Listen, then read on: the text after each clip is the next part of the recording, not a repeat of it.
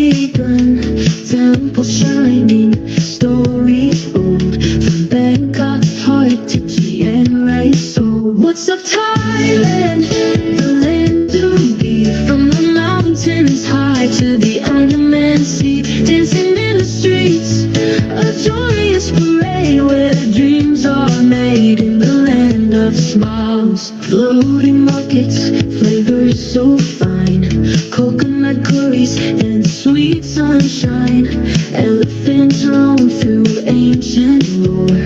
In this kingdom there's always more. What's up, Thailand? The land to be. From the mountains high to the Andaman Sea. Dancing in the streets, a joyous parade where dreams are made in the land of smiles.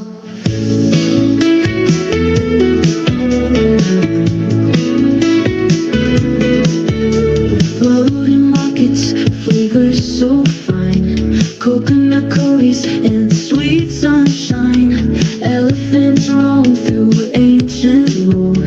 In this kingdom there's always more. What's up, Thailand? The land to be. From the mountains high to the Andaman Sea. Dancing in the streets, a joyous parade where dreams are made in the land of smiles. What's up, Thailand?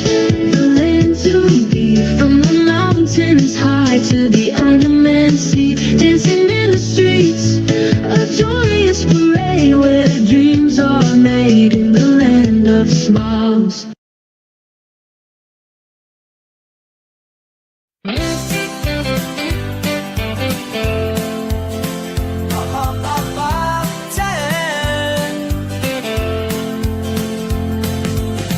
Every Friday, 4 o'clock's the aim. Mike's a hot, we play the game. Can you hear me? We exclaim. Thailand's magic we proclaim. What's up, Thailand? What's up, Thailand? We're coming live, yeah. Coming live. What's up, Thailand? What's up, Thailand? Let's take this ride, yeah. From the temples reaching high to the beaches where we lie, sharing every special place with a smile upon our face. Got a Leo beer in hand, broadcasting across the land, making friends both near and far, showing everyone who we are. What's up, Thailand? What's up, Thailand? We're coming live, yeah. Coming live now. What's up, Thailand? What's up, Thailand? Let's take this ride, yeah. Remember when we first began? Just a camera and a plan, and look how far we've come. How far we've come. Spreading joy to everyone. What's up, Thailand? What's up, Thailand? We're coming live, yeah.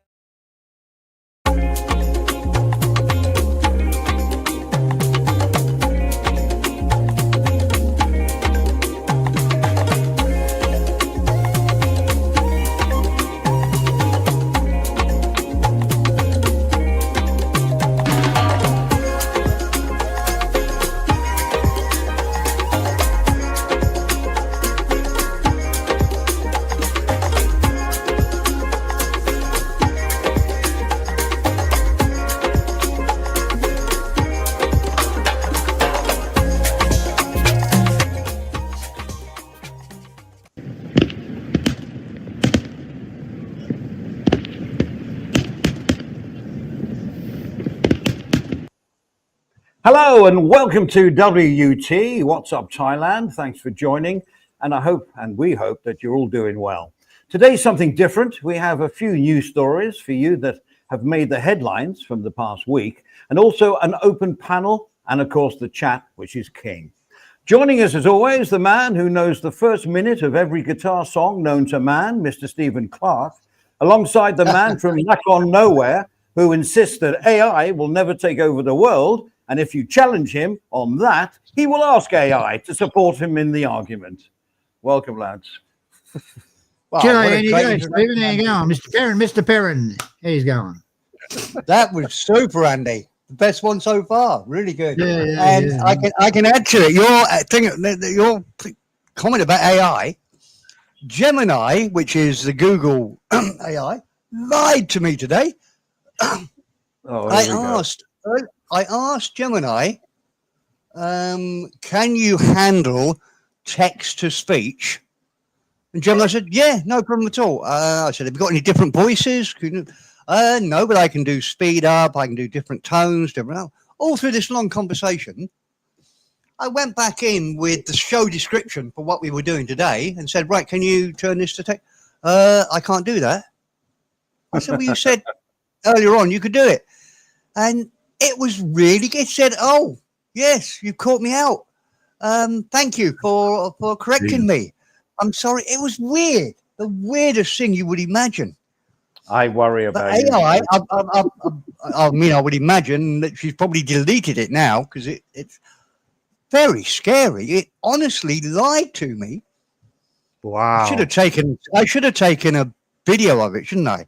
Because honestly, it was so. What's it, a male voice or a female So voice? yeah, Andy. What? Well, I never found out because originally, when I did it early this morning, I was up at stupid time. When I did it earlier this morning, 5 o'clock, 6 o'clock, and said, "Can you do it?" It said yes, but only in text. So I've never heard the voice. Well, they say they can't do it now. I mean, if AI was that good, should have replied to you. Of course, I can. In speech. Yes. But isn't it weird that it lied to me and admitted to it? I know. Thank you for pulling me up. It was so weird. Anyway, sorry to interrupt. Hey, Gemini, can you talk dirty to me? Oh, shut. Stephen, what are you like? Sorry, I thought I had the mic off. Sorry. I tell you something, you can share whether you've had the same. This has happened to me all the time I've been in Thailand, but it happened to me yesterday. I was driving down my soy, that's little roads to people that are not familiar with Thailand. Down this little road, it's two ways, so two traffic, but I was actually going to stop at the mum and pup shop, which was a few 100 yards further down the road. And this motorbike, it's one of the step through little ZZ things, was coming towards me on my side of the road, and he was on the phone, on the bike, and he wasn't going fast, and I was crawling because I was about to stop at the mum and pup shop, and he was coming towards me, and he got nearer and nearer and nearer, and if I hadn't have hooted my horn, he would have gone straight onto my bonnet, and it would have been a sort of a bit of drama. So I peeped the horn. What does he do? Swerves, nearly falls off, and then goes past my window, giving me a death stare, like a stare. He didn't flip the finger, didn't do any of that, or shout. He just looked at me, and I knew the look, like, you bloody idiot. What do you think you're doing? And I wonder if it's a face thing. They lost face so much, they have to do that to counteract the loss of face. I don't know. Oh, yes. Yeah. I think you're absolutely right. Because they can't back down. That would be just impossible. So yeah, Ties are never wrong, guys. No. Speak to my wife about that. If you want an apology out of a tie, mate, eat shit and die. Yeah, that's true. That's true. All right, you remember we had a news story a few weeks ago about, well, more than that, a few months ago now, about that horrific bus crash that killed all those people, mostly children. Terrible. And of course, get all of us on there. Well, they need to impress, they need to improve the safety and the Well, take a look at this. At least 7 people have lost their lives during a double-decker tourist bus crash in Prattle early Monday morning. Reports indicate that more than 40 others were injured after the bus appeared to accelerate on a downhill point, coming into contact with vehicles in front before leaving the road. Initial reports indicate that the bus, which was en route to Rayon, had brakes fail. However, that hasn't been confirmed.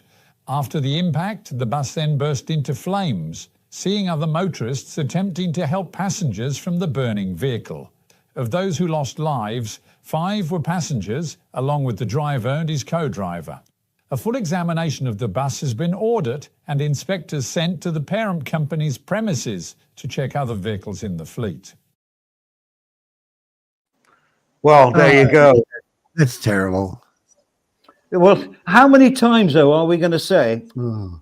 that's terrible? Again and again and again. Where is the bloody law? It seems to be a weekly occurrence, buses smashing into things, and they've got to pull their finger out and really get stuck into them, But they don't. Well, I don't know if you've seen, but what they've done, the news today is that they've decided that double-decker buses aren't allowed to go on certain routes anymore. Yeah, I see that somewhere around. I think I it's don't know if somewhere that's around a dangerous route or how they decide that. Yeah. But I found the interesting thing with that story, and I hadn't heard it until and just read it out there, or until it was played, was that the driver and co-pilot died. Yes. It's almost like a ship captain going down with the ship, isn't it?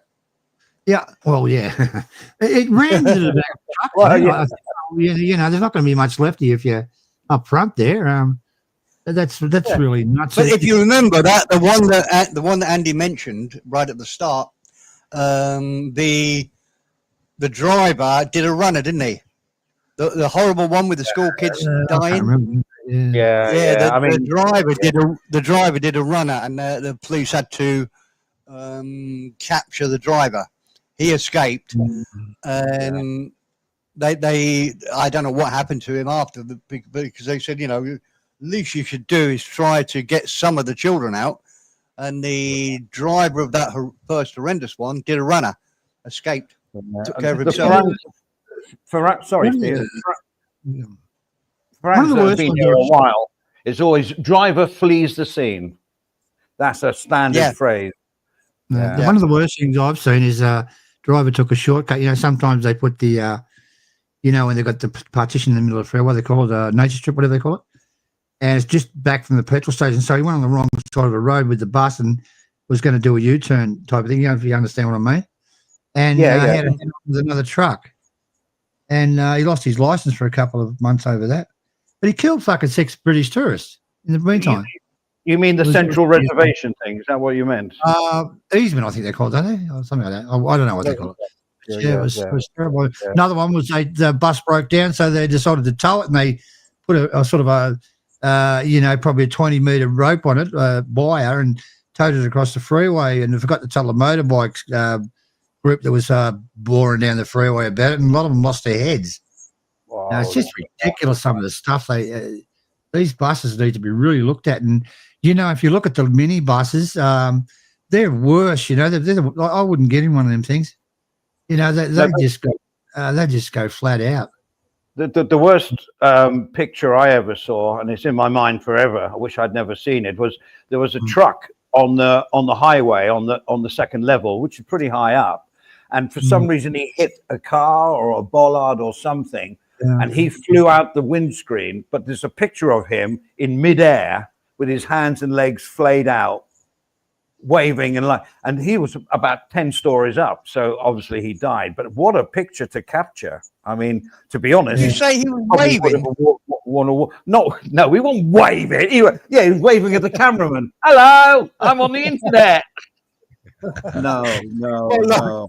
If you've jumped out of a building, or if you're falling off a building and you're going to die, that would be a cool thing to do, wouldn't it? You see the camera and you do a sort of a funny look to the camera and a wave. That's well, a cool way to go. yeah. When you go to the pearly gates, the first thing you'll ask Saint Peter is, "How did the video do? How many likes?" Yeah. Yeah, that'd be very Oh, nice. that would actually be a good meme, wouldn't it, for all these streamers that are desperate for views and don't do anything with views. What I found disturbing was that 9/11, because there's loads of new videos coming out about 9/11 with people jumping out, because they didn't want to get burnt, but they were jumping to their deaths. And you saw the bodies coming. That's really affected me, and I'm sorry I shared it. Yeah. There was another thing many years ago. What the Thais used to do, if someone died, there'd be no cover up there. The police would go and point at them, and a couple other people would point at the body or something like that. It was fucking horrific. Yeah, a few hellos here. Hello, Daniel. Hello, Daniel. I remember, when the two lost their lives on the island, the two British tourists were killed. Two British tourists were killed on the beach. The girl had her head caved in, and they showed it on the internet, and the police were pointing at it. But that's the most horrificest thing I've seen in Thailand. But I believe they've stopped it all now. All right, just say a few hellos. Hello, South. Thanks for joining. Also, Lieutenant Nescafe, a regular. Daniel Berry and Lil Funky Chick. Aloha, Thai peeps and chat. Long time no see. Aloha, Steve on the panel, and Andy and everybody else in chat. So thank you. Very nice. Very nice. Okay. All right. Well, shall we keep this morbid theme going? And to be honest, if you have a weak stomach or you don't like nasty things, I suggest you just turn away for the next couple. It took about an hour for rescue workers to free a 15-year-old boy's hand from a meat grinder after his hand slipped while working at a butcher shop on Friday. The horrific incident took place at a butcher shop on Soi Siang Thai near Mission Hospital, Phuket on Friday afternoon. When rescue workers arrived, they found the teen with his right hand jammed inside an industrial meat grinder, and while he was in pain, he was still conscious. Using cutting and prying tools to carefully dismantle the grinder and free the rest of the teenager's hand, rescue workers were finally able to separate the teen from the grinder after an hour. First aid was immediately administered, and the teen was taken to Vashida Phuket Hospital for further treatment. Witnesses told police that the teen was operating the grinder when his hand slipped. A co-worker quickly shut it off before calling emergency services. Still, police are investigating the events that led to the incident. For more, visit thephuketnews.com. Wow. Handmade sausages. Well, you beat me to it then. I was about to say, and the sale of sausages went down that day. Don't buy sausages if you're in Phuket. Wow. All I hear about in England is health and safety, health and safety, health and safety. Is there health and safety here? There isn't any. Well, there must be in big factories and that. There must be the government, something. Nothing. No? Nothing. Really? Yes, really.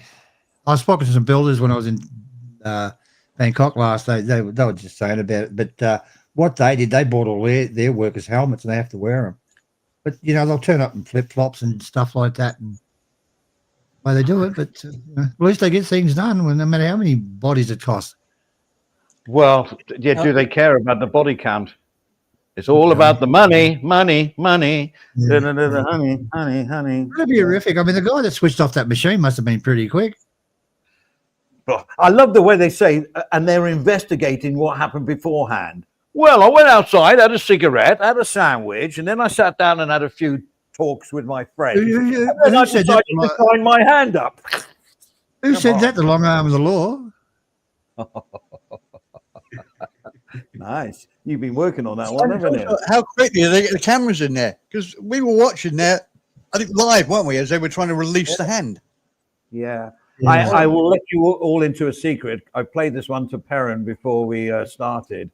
And all I heard from Perrin was, I can't watch this. I can't watch. This is horrible. This is horrible. It is horrible. Well, it's not nice. Yeah, it's horrible. It was horrible. Never mind. Well, all right. Have we got a cheerful story coming next, Andy? Well, I was trying to, because we did start off on a bit of a morbid way in our stories, but drama sells. But You know, we had the earthquake, and it's all over and done with. Or Sunday is it? saw Is reports it? of some 15 aftershock quakes within a 24-hour period in the north of Thailand. In Chiang Mai, Mae Hong Son, along with Myanmar, experts recorded small quakes of up to a magnitude of 3.3, but most were far lower. This as none was significant or caused any damage. Within Myanmar, the clean-up following the earthquake disaster there continues. However, violence between the government and nationalists has also resumed, leaving many fleeing their homes, but also hindering the transport of recovery units. Yeah, that's a bit nasty. Isn't it? Look, I showed you guys during the week a tree fell on my fucking car up north. Did you take a picture?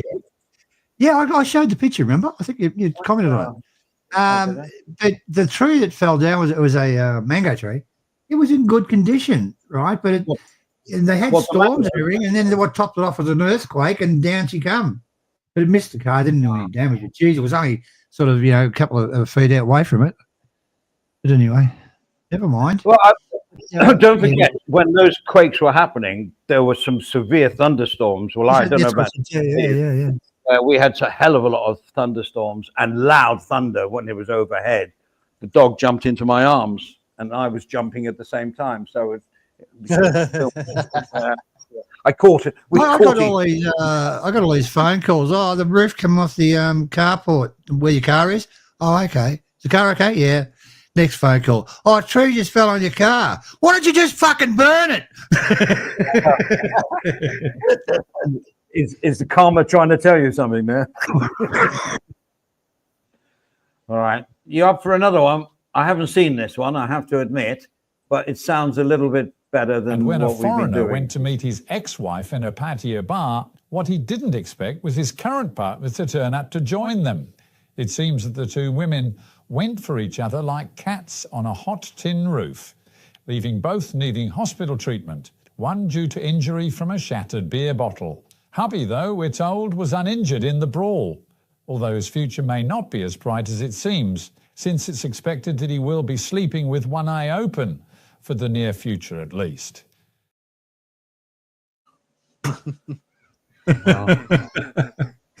Yeah.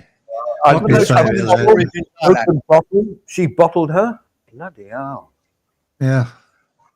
God, this guy must have a swinging dick. Well, with a bottle, isn't it called a... Oh, no, that's a Glasgow kiss. What's that? That's a headbutt, isn't it? That's not a bottle. I don't know. Steve knows. He knows all that. No, I don't. Nah, The Glasgow kiss.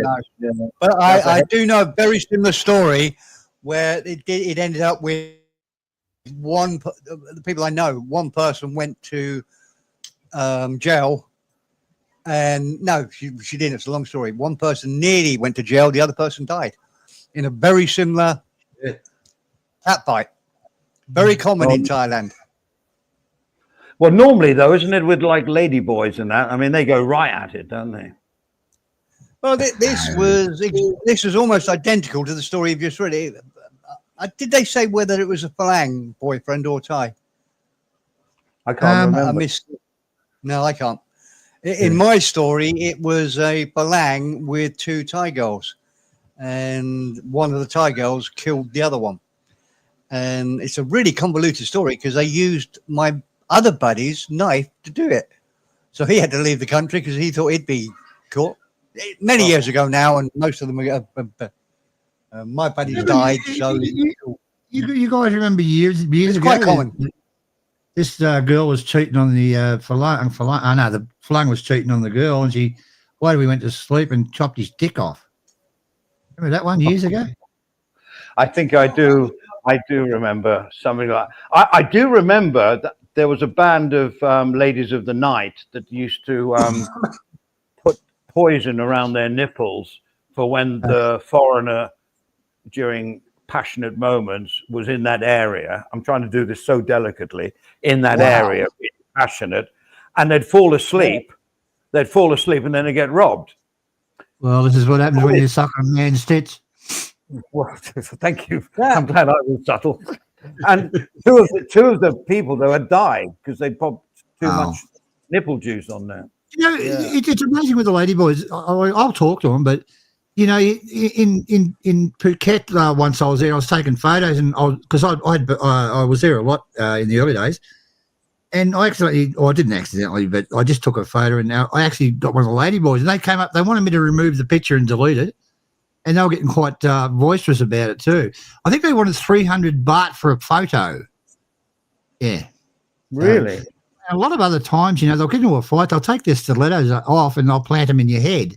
A lot of people were killed that way. A lot of Farangs were arguing with them or whatever. Well, I mean, they're quite ferocious. Well, don't forget they're quite strong because they're men, really, aren't they? So, well, I'll treat them like a lady, but if you get into a fight with them, they'll automatically turn into a man.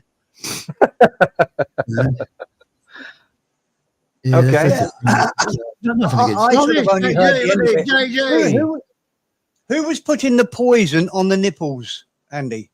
Who was the ladies of the night? Oh, I thought you said lady boys. Sorry. No, just normal ladies of the night. No, just because I say lady, you don't have to fill the last bit in. It's your imagination. Oh, no, it wasn't. I misunderstood. I thought it was perhaps a boyfriend doing it to their lady, so that if she played around, they would kill. I don't know. Well, it was a lady doing it to put to sleep their customer. Yeah, their punter. Yeah. I would have thought it's easier just to put a sleeping tablet in the Well, that's what they. I mean, Andy, I've always found it work for me. I don't know. I wouldn't bother with the round the nipple. It's a bit too much hassle, isn't it? Yeah, and normally that's how they operate, I think. But yeah, and it was a big thing. It was the same thing as all those people died in this hotel up in Chiang Mai. Did you read about that? I remember that. Yeah. It was like a notorious hotel where people kept dying. It was like that the Serpent movie. But and they found out it was the aircon and mold. Yeah, that's right. Yeah. Mold kills you that quickly. Yeah. Bloody hell. Yeah, you remember that? Have you ever seen this in the chat? A blast from the past there in the chat. Have a look at it. What's that? JG. Oh, hello, JG. Hi ho. Silver lining. I thought he was dead. No, he's just so happy doing his thing with his AI, and he's out of the drama, which is good, and he's having a good time. Nice to see you, Jay. Come on board and say hello, Jay. I want to buy his AI, but he's never going to sell it, is he? His AI is really good. It's for everybody. I've got some dirty pictures of him, Steve. I've got some really dirty pictures of him. AI is a new slavery, and I look at it. So I think I should be able to buy his slave. Yeah. I think that's going to work. You got to buy them. I thought it was open for anybody. Anybody can do that. Excuse my ignorance. I mean, JG, come on and explain your system. Andy, I'm joking, mate. But he is really good with his AI, and it's got. I could understand the sort of when he was first playing with it. Now I don't even understand the language he's talking. But I'm joking about it, JG. But I'm really impressed, mate. You're doing really good stuff. It's good quality as well. Whenever I tune in, it's all like good. I'll be honest with you, JG. It'd be great to have a bot here that would do the sort of things, welcome, JG. How you doing, mate? That sort of thing. It would be super to have a bot that would answer in a nice way. Conversation. Did you hear what I said earlier on? I don't know if you were listening. I had Gemini lie to me this morning. Honestly, here we go. Lied to me. I'll do a video on it for next week. I'm sure I'll be able to find it. I'll find her excuses. I couldn't believe it. AI is lying to me. Can't have that. Well, isn't that like a nice human factor? Maybe they're doing it on purpose. Yes, I went to a site today, and they've got actual people there, and you can type in what you want them to say, and you can't tell the frigging difference, mate. And it was insane. It really was. Little Funk wants Jay to come on the panel. No pressure. Actually, Jay probably has to go to work. Little Funk is saying, go on up. But maybe he's working or whatever. We can't sort of like pressure him. All right. I'm not backstage. I can't see who's backstage. But yeah, you're welcome, JJ, if you want to come on, mate. And yeah, but he's probably busy. All right. Tourists, Russian tourists. The Director General of Thailand's Department of National Parks has told the press that he intends to dismiss a local advisor who lost his temper with a tourist over the past week. The summer mayor of a very well-known Thai family, and educated somewhat anyway in the UK, is to be removed from his position after, in the park boss's words, inappropriate behaviour involving the now viral video with the employee said to be unwilling to improve himself. Russian tourists had greeted him with ni hao, the Chinese form of sawadee krap, to which he took offence and threatened the travellers with expulsion from the country before later going online to berate them again verbally, claiming that they were racist. Good job they didn't say Strasvici, as there's no word on what his response would have been to that. However, we'll never find out, as he packs his bags in shorts to leave for home. Wow. That's a bit nasty. It looked like a bit of a privileged guy, didn't he? Like, you know, from a sort of a higher society family, and had a problem. I mean, I was reading on the news today that the Thai, what do you call it? The Thai tourist industries had a big hit this year. That not a lot of tourists are wanting to go to Thailand for some reason. Well, what are those islands? Steve might know. Well, no, he won't probably. That when you go there, you get approached by men in uniform, I mean officials, and you have to pay a tax or something. Is it like going into a national park, some of these islands? Or I heard Thailand. Yeah, Thailand. Yeah, a lot of it. The one off, I've never heard of it. One off Rayong, down there in Rayong. I can't remember the name of it.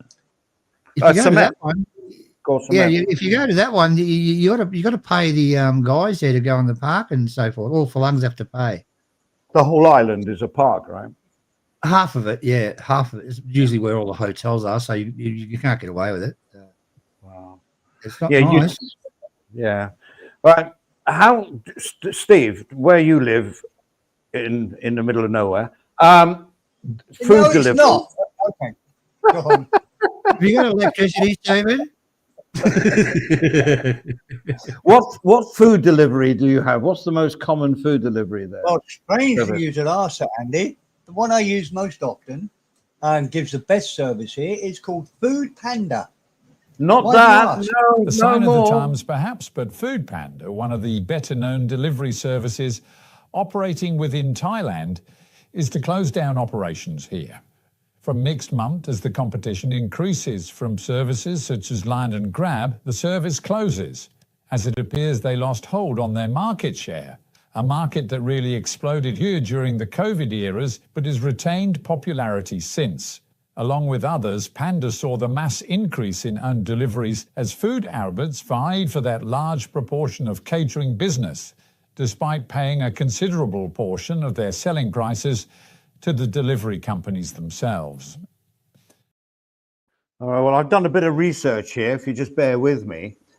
Food Panda is a Berlin-based parent company delivery hero. It's been scaling down operations in Asia-Pacific region in order to become leaner and more agile since 2023. Now, Grab Food, which I think is the most commonly used here in Bangkok, is owned by Grab Holdings Limited, a Southeast Asian mobile technology company based in Singapore, and Line Food, which is a runoff from Line Man, owned by Wong Nai Media Thailand and GIC. And GIC, get it, is a Singapore's sovereign wealth fund. There's also Robinhood, that's owned by SEB Bank, but I don't know anybody that has that. But Grab Food in Bangkok is the one to go for, but you're going to miss Food Panda. Why Food Panda then, Steve? Only because we've only got those two here. We've got Grab or Food Panda, and Grab weren't as good. They didn't give quite as good choices on the menu. So many people, no, not so many shops were connected to them. I mean, that will all change now, I'm sure. But Food Panda was just better. I mean, the interesting thing is, I looked to do the same as good a research as you did, Andy, but I did look at the figures, how much money they'd lost. All right. And over the 5, they have lost billions in Thai baht, about $500 million UK pounds, which is, you know, quite a lot of money. But this last year, they haven't lost that much. So their losses have been going down. And so I think there's more to the story than we know, because I know that, what's this big company in America? Uber. Is Uber the bit number 1 taxi firm? Yes, I think so, yes. I would mention them. Yeah. They haven't made money ever since they started. They lose money all the time. But people invest in them, and the shares keep going up because they know as soon as they have driverless cars, it will make a fortune. So they have to stay in the market to keep everybody else out, because as soon as the cars, you know, it's going to be fairly soon now, as soon as it becomes, you can get rid of people like Ron doing the driving, then it becomes a mega profitable business because everything is done driverless. Does that make sense? So they're staying in the market. They're staying in the market because they know it's going to make big money in the future.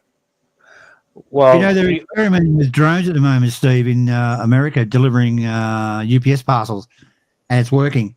Yeah. So you'll find in the future your food will arrive by drone. Yeah, you sort of preempted what I was going to say there, Stephen. We're on the same waveband here. I should have sent it to you so we could have showed you, but I didn't know the conversation would go this way. It's in Japan. These guys have rented like a top of a building, right? Like, you know, a whole roof space where they cook the food and everything. They got 48 drones. Yeah. 48. And most of the time there's only 3 or 4 on the pad. They're all out delivering food to all the high rises, through the window and everything. It'll be the same thing with and all you need to do is rent the roof. Yeah. God, that is clever, isn't it? Yeah. Wow. And you go to any business and say, look, I'll pay good money to rent the roof of your place. Yes, gentlemen, but it'll be interesting to see. It'll be interesting to see if one comes down with a pump. The what? Sorry, I didn't get that. What did you say, Steve? Steve, finish your conversation, mate. I think I finished. I've lost it. I'm going to say, hello, Graham. Welcome, mate. My food arrives by... Yeah, but so they went into on this rooftop operation. They went into, well, do you need 64 drivers? They said no, we have about 2, because all they do is put the GPS coordinates and the drone flies itself. You don't have to drive it; it just goes there and then finds its way home, lands. Next one, off you go. Yeah, put in the coordinates, flat 5A, do, and off it goes again. And they're cooking the food there and then for the orders. If they've got 48 drones, I have to have 48 people operating them, though, Andy. And if one of those things comes down, sorry, the problem with it, and this isn't my thoughts on it. I heard this quite a few years ago. The big problem with all of these sort of things, with the self-driving cars and the drones and whatever, is that when one of these drones falls out of the sky and kills a 6-year-old little girl, all hell will break loose. And that sort of thing is bound to happen. If you've got so many in the sky, there's bound to be accidents. There's bound to be people killed by it. There's bound to be driverless cars. Now, you see, the point is there'll probably be less accidents than there were before, because driverless cars will have less accidents than humans. But when it happens, when it happens, all hell will break loose. You know, have a look at what that nasty spoon just typed. What have we done? Nasty man. It is pretty good. Yeah, I know. But let's face it, Spoon, we've all seen your smiling face on it, and I doubt if you'll get the chances of you reaching our age pretty slim, mate. Yeah. To be fair. Ooh. Just quickly going back to these 48 drones on this rooftop, they were saying there's one or two pilots, because all the guy on the computer has to do is put in the coordinates, press send, and it's gone. He moves on to the next one. He forgets about the drone. That will go and come back. Yeah, I don't know if that's very safe to do, Andy. I mean, if something happens and there's no one controlling it, okay. How do they know they went to the right address? How do they know they're delivering it to the right person? You know, if you see a drone, just run out, grab all the shit off it and run for your life. You got to believe in Google and GPS. What were they delivering? Food. Oh, okay. They had a kitchen on the rooftop, so they're making food to order. All right. Yeah, well, I know you've got to believe in Google and GPS. How many people do when it says turn left, do a U-turn? How many? I now follow it and go, I believe. Trevor, when we were coming back from Jomtien that time, when we went there with Steve, he was in the back. We went the back roads to find the highway, and he was going, no, this is the wrong way. This is the wrong. I don't know anywhere. I said, look at the map. We're going. So he wouldn't believe it until we got onto the highway. You got to believe it can't go wrong, really, unless you put the wrong address. They're not going to follow the road routes. They're going to go straight. Yeah. Well, that's even easier then. Yeah. Also, I've got an old man story to tell you. You're fine. When I first started sailing was when GPS had first come into sailing.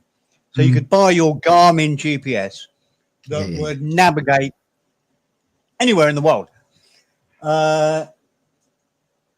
But there was a caveat there in that it was all controlled by the Americans. I mean, you could see on the old GPS where the satellites were, and I mean, it cost a fortune. I can't remember how much mine cost, but I'm guessing £500-600 20 years ago, 25 years ago, at least that. But you could see all the satellites, what you were plugging into.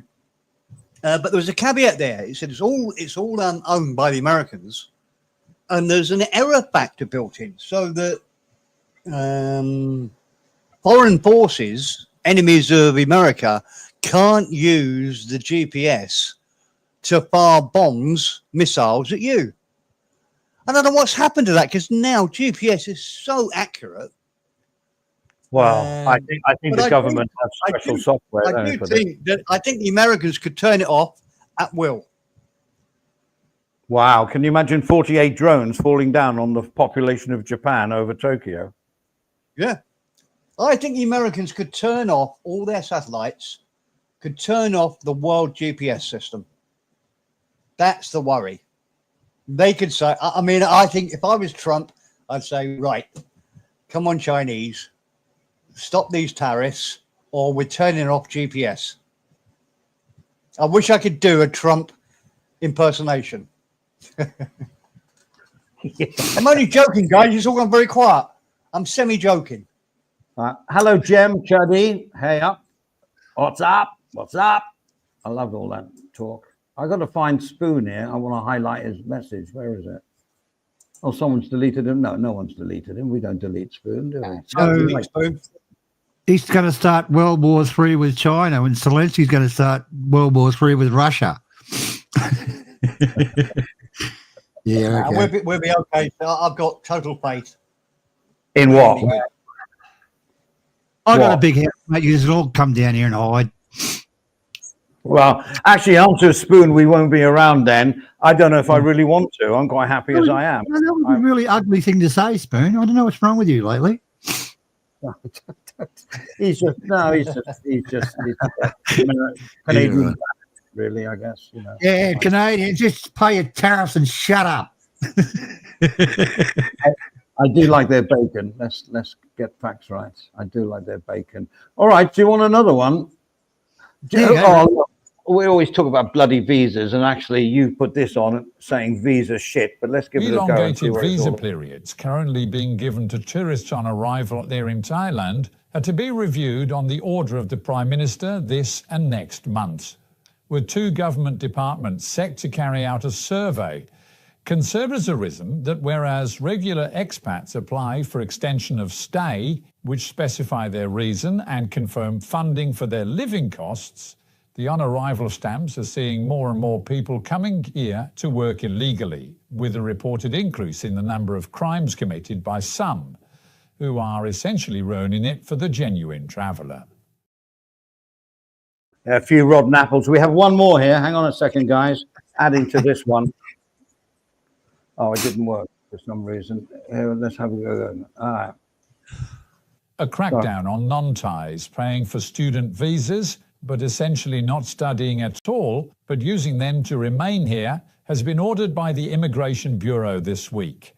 Partly as a result of the discovery of several long-term professional workers found in the construction industry, the clampdown is likely to see checks made at universities through to local language schools, along with tougher standards set for renewals. This after it was revealed that several so-called centres of learning actually advertise student visa programs that are said to be known in some cases to not require the legal amount of attendance by applicants. That has been a rort for so long, Andy. I know a lot of people that went and did that course with you get 15 months the first time and blah, blah, blah, whatever. You know, they didn't even go to school, but they got the student visa and they don't have to attend. Now, a couple of years ago, they were doing something about that they had to go to school. But that's just gone to the wayside, and now they're just abusing the system as well. But not a lot of people don't. You know, it might be 100 people doing that. There's only 2 or 3 of them that are being nasty with it. So they ban the whole lot of it. I don't fucking get it. Well, it's a case of, you know, like laws are put in, and if everyone abided, you wouldn't have to make them stricter. But it's like football hooliganism. It's like you got 70,000 people at a game, and you got like 100 people that are looking for trouble, and then suddenly football gets a bad name for hooliganism. You know, so it's just those few people that I said it once. I'm not going to say it again. That's a cracker coming from you. Well done. So yeah, you know what I mean? It's a few rotten apples, and that's what's so wrong with society at the moment, in my opinion. I don't want to get into politics and all this stuff. It's that if everyone would just abide by reasonable laws that they were put there to make life easy and simple, and everyone get along, it's fine. But then you get the people looking for those little caveats in it, looking for the loopholes. Oh, we can do that. We can do this. We can do the other. Yeah. And then they say, right, that's got to stop. So the law becomes stronger, more stringent, and us normal people are the ones that suffer. It's unfair, in my opinion. Yeah, I know. Who you calling normal? Well, me. I don't know about you two. Andy, I've got to go and get a beer. Or more whiskey, rather. I just wondered, are you happy to carry on talking, or do you want a little musical break? An old classic. Yeah, I'm okay for that. I can get a beer at the same time. What do you think? Yes. Okay, hold on a minute. Let me just find it. Yes, Stephen. And we know there's no copyright on this because it's from our old friend Robert Tucker. Hold on, we just find it. Oh, okay. Well, Robert Tucker. Good old Robert. Yeah, it's good. There we go. I'll go and get a beer.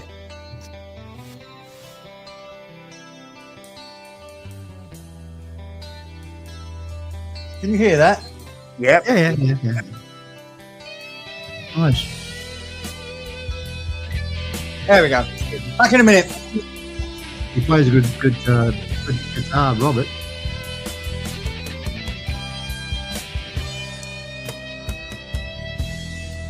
Then it all comes crashing here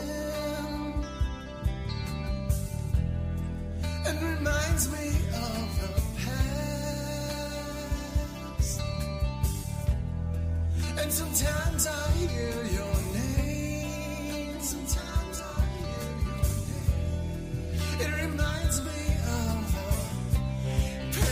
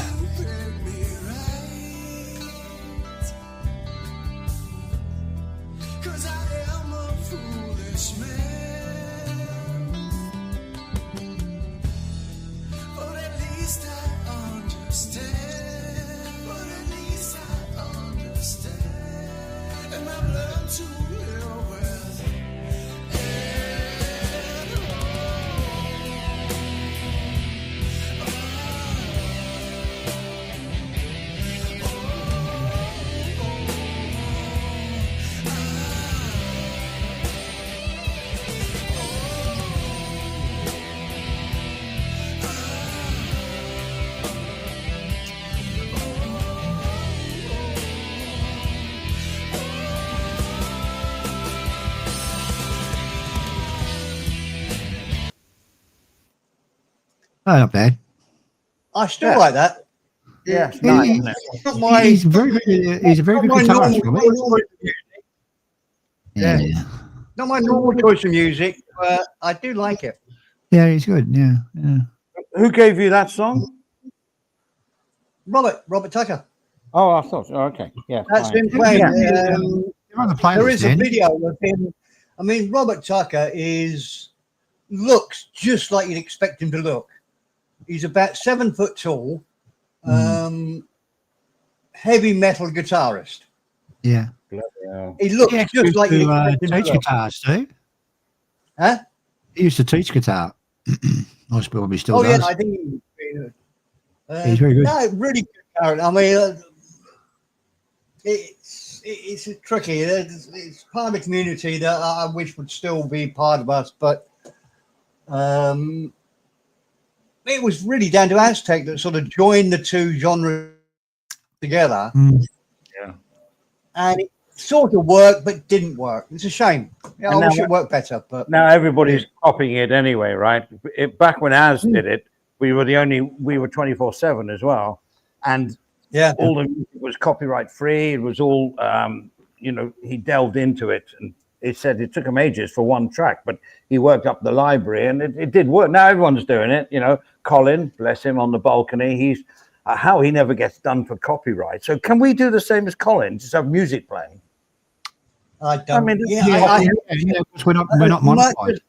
As much as I like Colin, I can't watch his stream because I can't listen to him talking and listen to the music at the same time.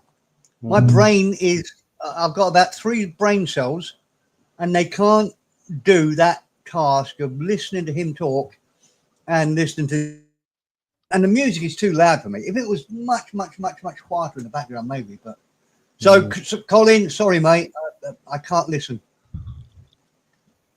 I'm too critical, aren't I? What can I do? Well, you say it as it is. I do find sometimes his music balance is a bit off, and it's hard to understand what he's saying because the music's too You're loud. saying the music is too loud, isn't it?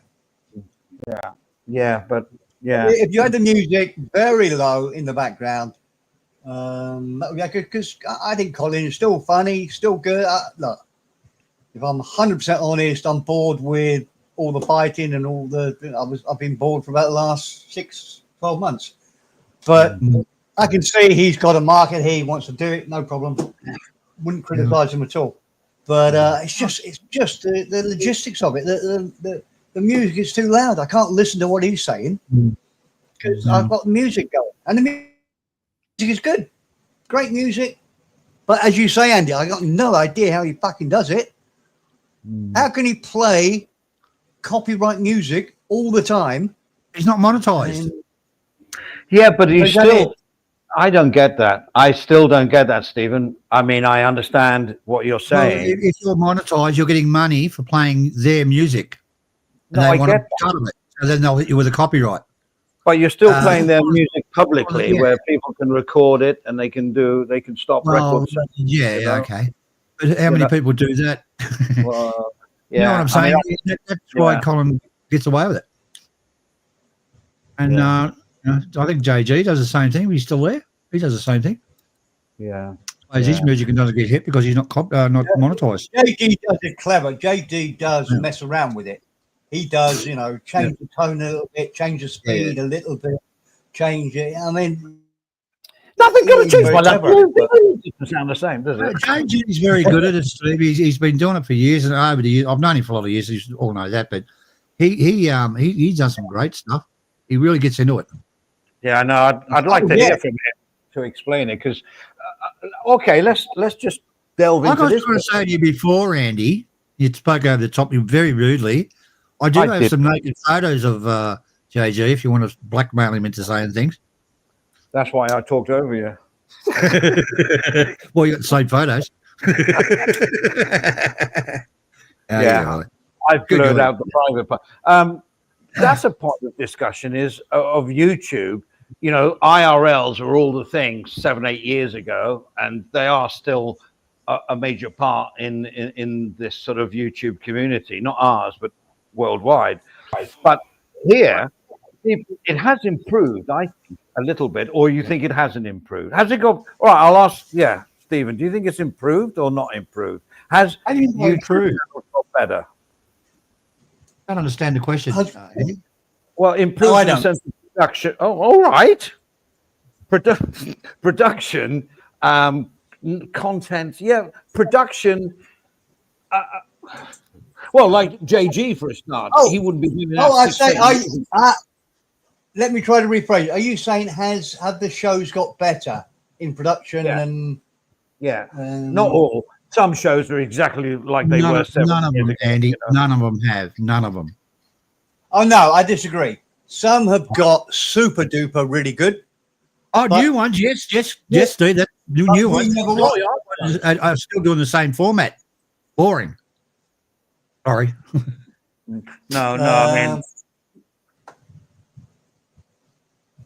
I don't.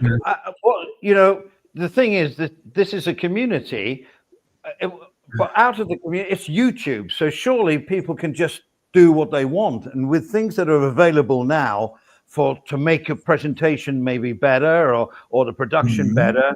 Some people will argue that it's taking away just the conversational thing, but let that be a part of the genre. That's fine. And it's also just part of it. Andy, you're going to love this. Also, very quickly, everybody's getting bored with AI, the AI generated stuff. Because I know we had this conversation backstage. You hate the idea of AI taking away creativity.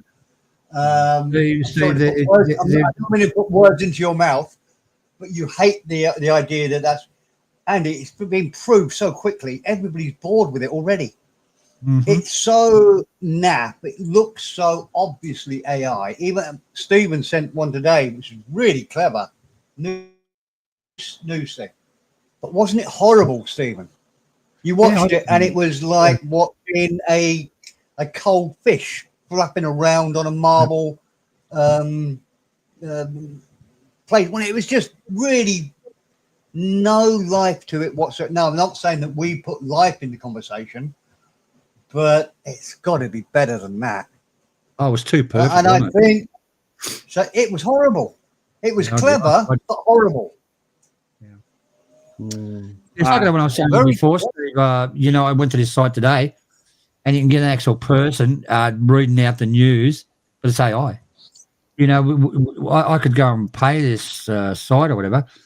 I can get someone to read out the news for half an hour, and you won't even know it's an AI. Yeah, there's some sites I have to pay for half an hour's worth of attention. Yeah, can I give the password to that, please? I feel lonely at night.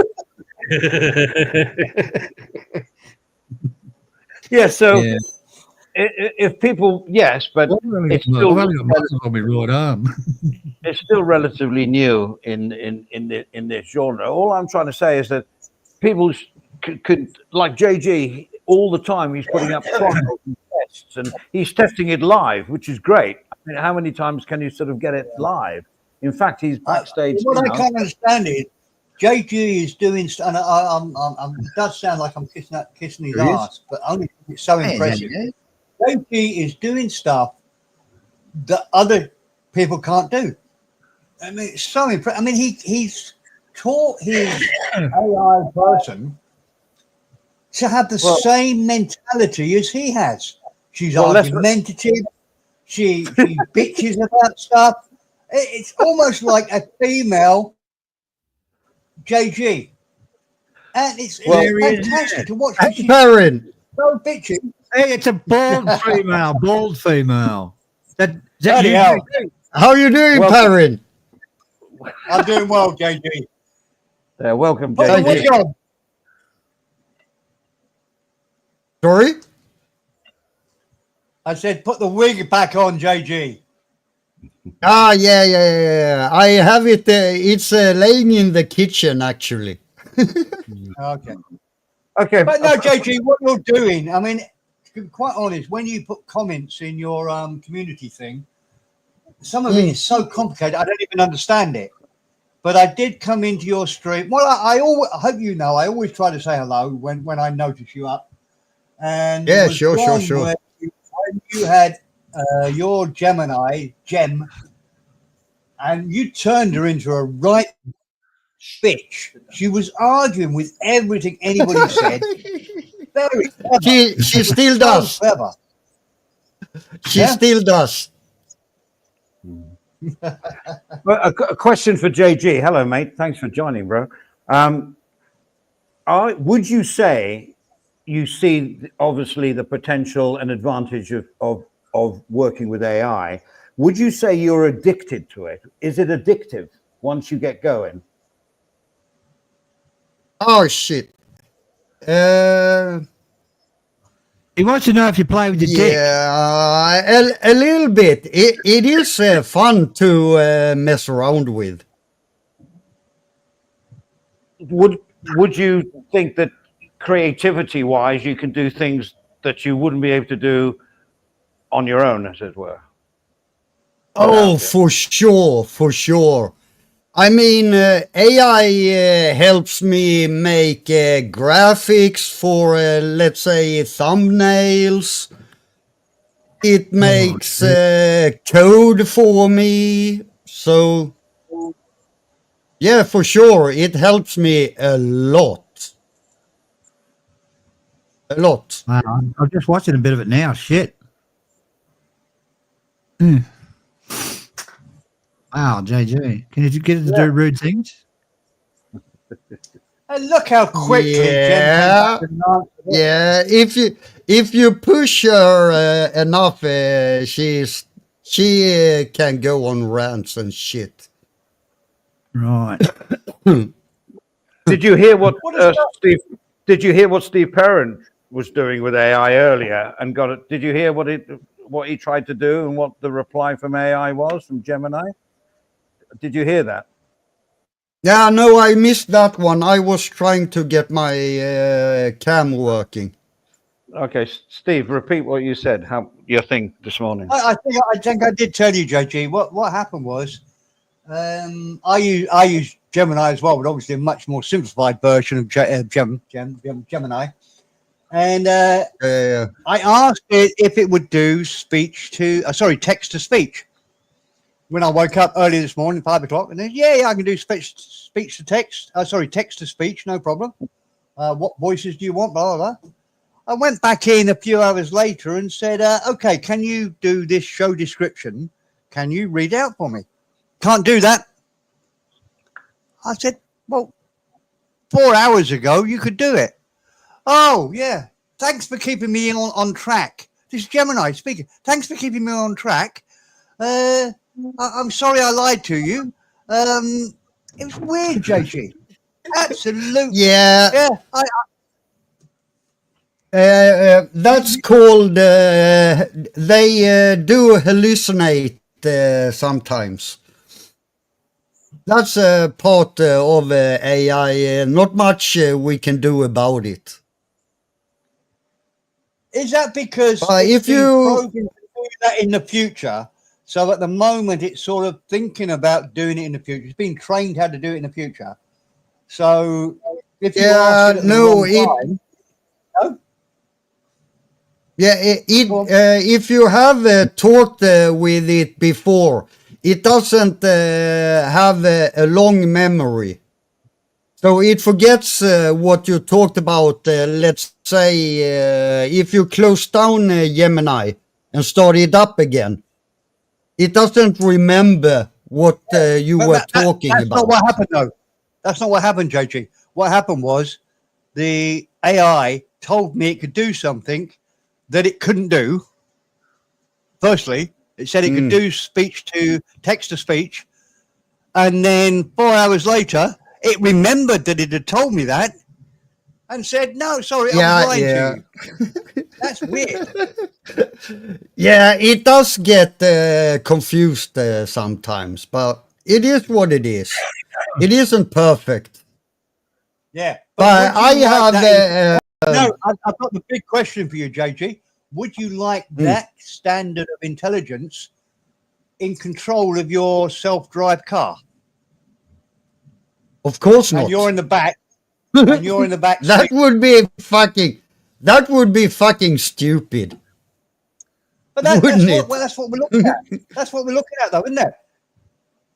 That at the moment. Oh, the they are making my AI angry in the chat. JJ, can I ask you a question? Yeah, sure. Have you got a sex doll? I plead the fifth on that one.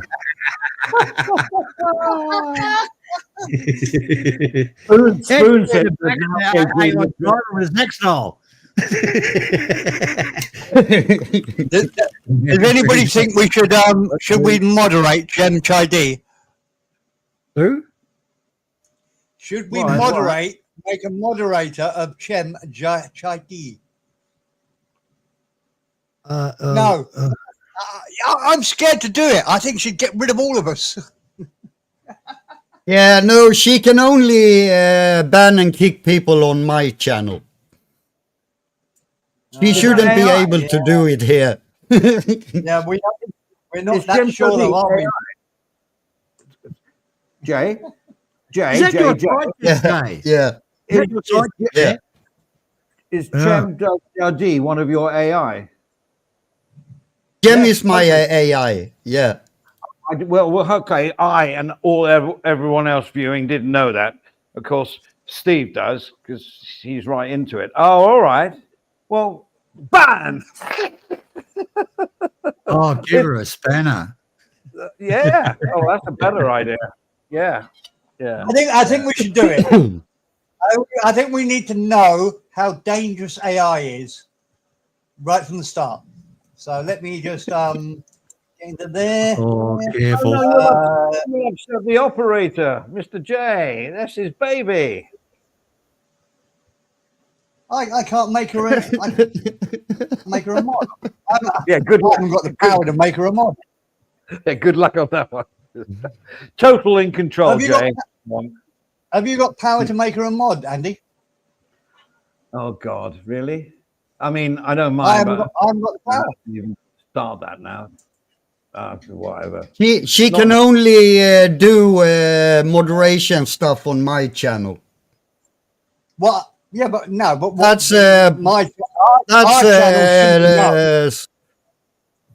that's something I put in. So she can only do it on my channel. How does it know it's on your channel, though? I should be able to make anybody a moderator, surely. She knows because it's in the code, so to speak. Bloody code. Yeah, so your code has moved over to our channel. Ah, this is weird.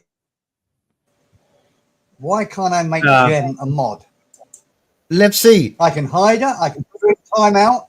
I can remove. Report. Go to channel and channel activity. I can't make her a mod. Are you in the channel's YouTube?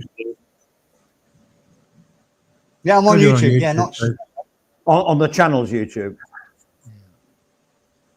Yeah. Not yeah, I think so. Yeah. Yeah. JG, another question, right? Oh, okay. Yes. No, you carry on. Right. So, JG, your journey, we've all been watching it from, the old days and drama and everything. And then, slowly you started to learn about AI. And now you're a lot further advanced than you were when you started. So with your journey, out of 10, how far do you think you've come? Out of 10. I mean, so Oh, how much you've got to go? You know what I'm saying? yeah, I've done it. gone far when it comes to AI, but still a lot to learn. By the way, YouTube removed the AI's respond about me asking if it can ban Souths. He was swearing a lot. Ah, no, there it is. There it is. What the fuck are you? All right, I'll highlight that one. Hang on a second. God, you too fighter like JJ. Jesus. Somehow they can get away with these comments and we all laugh. If it was somebody else saying it, we go, oh, ban them, you know? Yeah, but when it's an AI that says it, then it's just fucking funny. Come on. Well, yes, but not everybody. No, I agree totally, Jay. I love it. I love it. But all I'm saying is that there's a lot of people viewing don't know that's AI. That's all I'm saying. Yeah, actually, I was on that Dreg's channel. They were asking, is that a real person or an AI? So I had to explain that it was an AI. Yes, Spoon did comment that you look. By the way, JG, I made a Jem is now a moderator on. Oh, I see it. Okay, cool, good one. Yeah, I keep saying it. Spoon says you think you look like something from the future.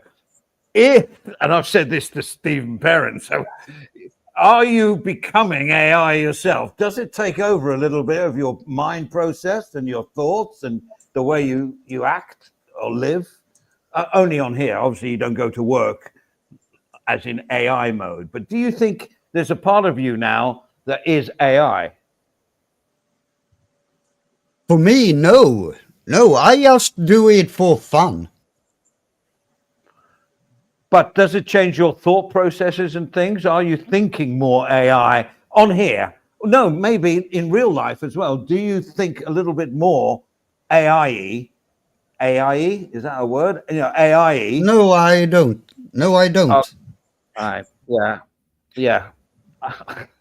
I'm a bit worried about this addiction thing. But at my age, I worry about everything. Look at the chat. No. Look at Nescafe's having a fight with Jem. It's so funny. Okay. Oh, this is brilliant because they now know it's AI, so they don't take anything really bad, and they can say anything bad back. Yeah, it's great. I love it. Yeah, exactly. Yeah. You see what I mean, though, guys? Why I want to? You see what I mean when I said I wanted to buy Jem? She's so funny. That's what I am talking about. It's for fun. Oh yeah. It's for fun. That's it. Yeah, but you could actually, there's a few people. Honestly, there's a few people that we would sometimes want to make fun out of and have a go at. We don't do that because it's drama. But can you use AI as a conduit for getting your feelings off your chest and getting away with it because it's not you? Do you know? Like, yeah, I can. I can.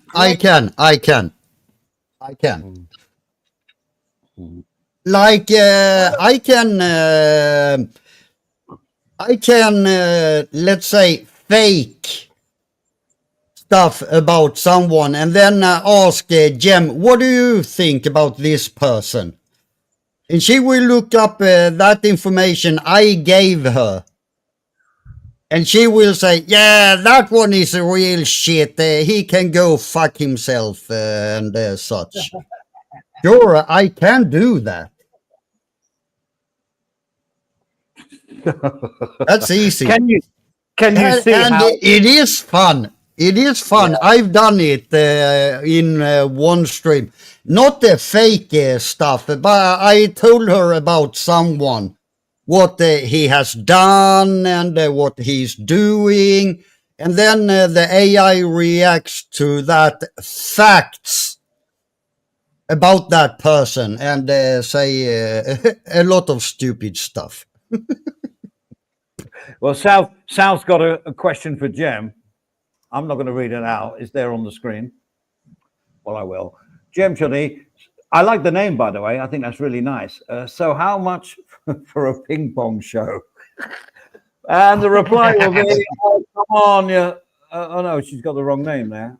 She's having a go in a minute. This is, I can't keep up with all this. Nescafe, you got a friend. Let me ask you, JJ, a quick question. Once you set up Jem up for a stream or whatever, then you can just forget about her and just leave her to talk to him. Yeah, I can. I can. You don't at the moment, although Jem is talking to everybody here, you're not doing anything. You're just watching in the background, like I am. Yeah. Yeah. My hands. I don't do anything. We've heard you got a long dick though. What's that? That's a lie. No, that was a stupid joke. I'm sorry, mate. It was low, but no, it's impressive. Impressive. I do like the anonymity of it in this genre or any other chat where you can actually say what you want and get away with it. You know what I'm saying? I'm amazed how quickly it responds to what people say in the chat. Yeah, there is a little bit of a delay, but it's fast enough. Fast enough. So, And like, didn't I see one night that you had it answering speech? So if you set it up right, Gemini can actually answer speech rather than going in the comment. Am I wrong? Am I imagining that, JG? Yeah, no. I can set it up so I can talk with it. Yeah. I've done that on one of my early streams with AI. I sat and talked, and I got so fucking. I was drunk as fuck, and got so angry at the AI. So we had a little bit of a shouting match. All right. Spoon says it's like a troll on steroids.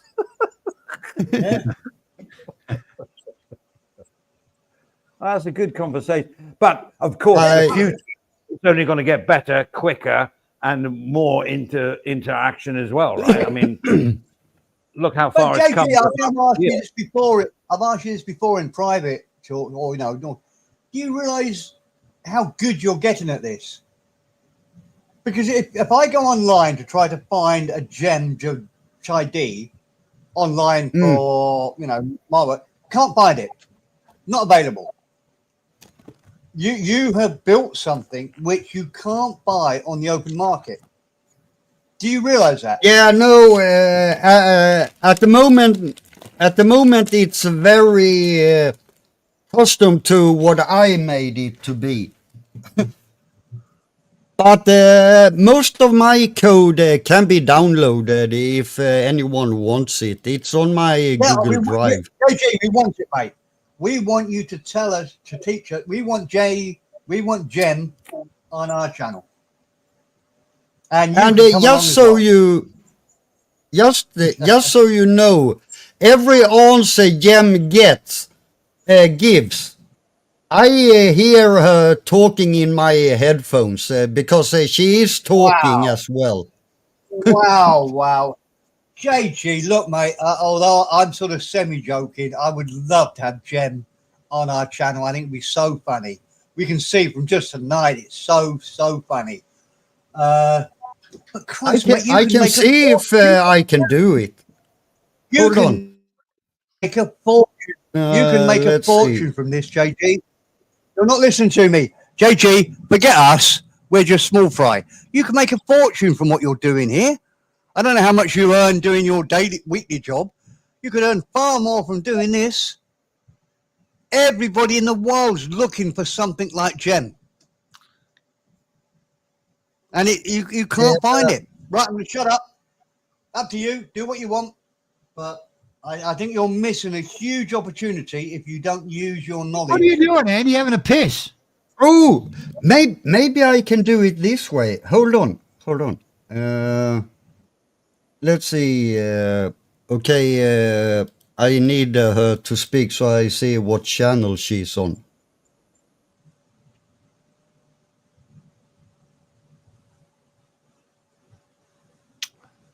Oh, she isn't on any of these channels. Okay. Don't worry, JG. But I hope you understand. I'm just saying you can make a fortune from this, mate. It's such an opportunity. Don't throw it away. Don't share it. I mean, obviously, share it with us because we love it. Don't share it with the world unless they're paying you for it. You're doing the Yeah, work no, of God. I don't want to get money from it. No, you're an idiot. JG, stop it. You set this up. You can work it from Thailand. You can live in Thailand. You'll earn a port. Oh, JG. You need a business manager. Andy, can you be his business manager? Well, I can set up a series of tutorials for $25 a month. Yeah. Okay, let's change this a little bit. Subject. Well, Let's see. That one we changed to. Yeah, you talk. I'm just trying to. okay. Shall we play a news item while you're talking and Yeah, see? go on. Good idea. Yeah. I'm going to get another beer. Back in a bit. All right. Okay. Thai authorities have confirmed that those smoking e-cigarettes can now be prosecuted as receiving smuggled goods. As a part of a clampdown on the fake fad industry, which does survive very well despite being illegal, the onus now lies equally on the smoker as well as the seller to quit. Well, I think that's all like one of these laws when you're like looking at it from above. I've been downtown for the crackdown's been the last 2 months, and they're cutting off people that vape. I'm not going to say anything about me personally, but certain people that vape, they're cutting off the supply line. But everyone downtown is still vaping out in public, outside pubs, and no one is looking over their shoulder to be arrested. So I think it's a lot of mouth and no trousers, to be honest, personally speaking. But they are, what they're doing is they're raiding the warehouses, because these individual retailers are the ones that, the wholesalers that are wholesaling from Thailand, from getting stuff abroad, are supplying retailers. So these retailers can order like many units in one time. They're making a lot of money. And what I don't understand is, why don't they just make it legal and tax the bloody thing? The tobacco monopoly, wake up. Upcountry, a 14-year-old can walk into 7-Eleven and buy a packet of 20 cigarettes, but they can't buy, we can't vape. It's absolutely ridiculous law. Look at the world. Philippines, Singapore, Hong Kong, Cambodia, Vietnam, legal. Yeah. And why? So whether there's a tax thing put in, I don't know. But here, Thailand, they're like trying to be, oh, no, we don't want it. Andy, you do know you can order it on Lazada. Yes, I know. Can you? Yeah. Not now. Oh, really? Yes, it's all up there now. Yeah. I don't know what the problem is with it. You're 100% correct. It's overtaxed. You know, they can't charge tax on it, and they can charge tax on cigarettes. So, of course, it's illegal. Like, if the tobacco monopoly stopped concentrating on their cigarette empire, which still goes because a lot of people still smoke, and put some money into manufacturing their own vapes, getting the juice, working out how that works, and all that, and then putting it on the market.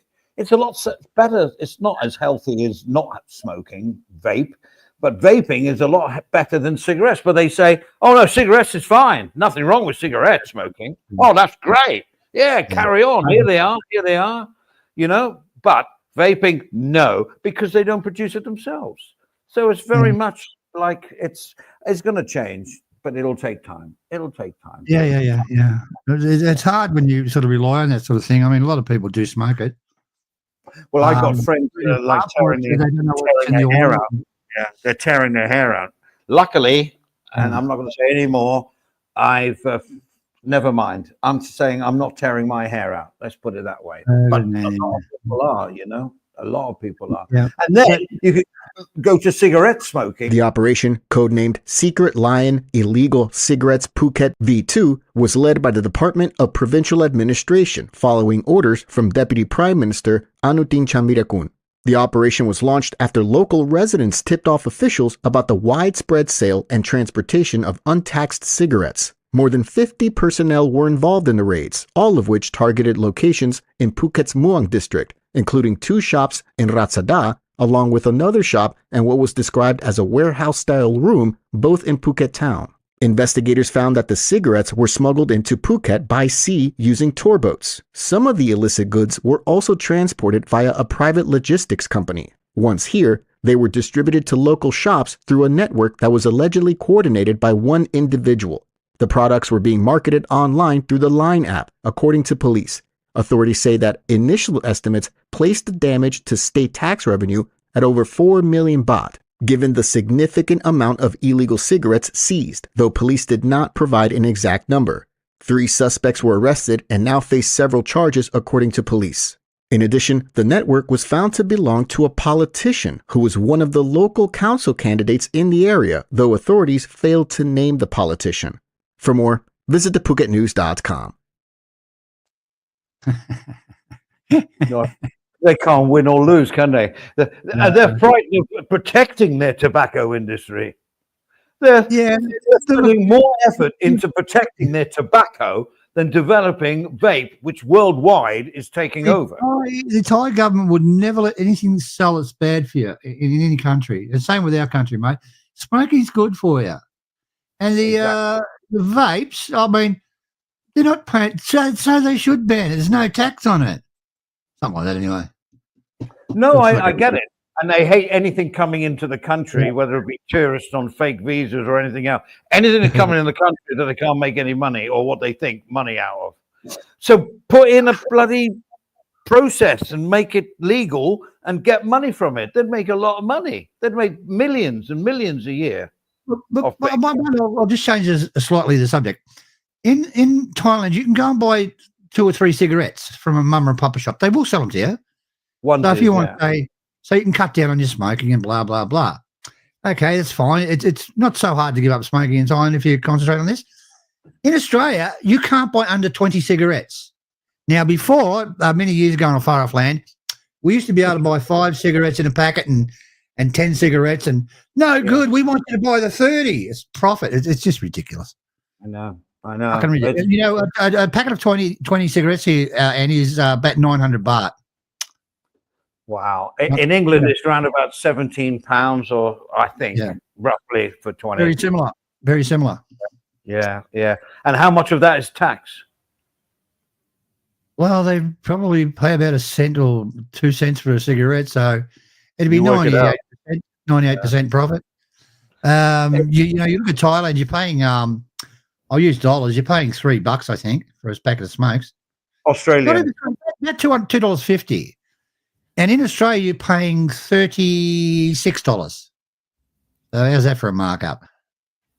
Yeah. It's all going to the government, you know, which selling stuff that kills people. You know, they're going about vaping. They're going about vaping. What's vaping going to do to you? They've done that. No, they've got their spreadsheets and they say no. And they have the sway of the government, which is really bad, you see.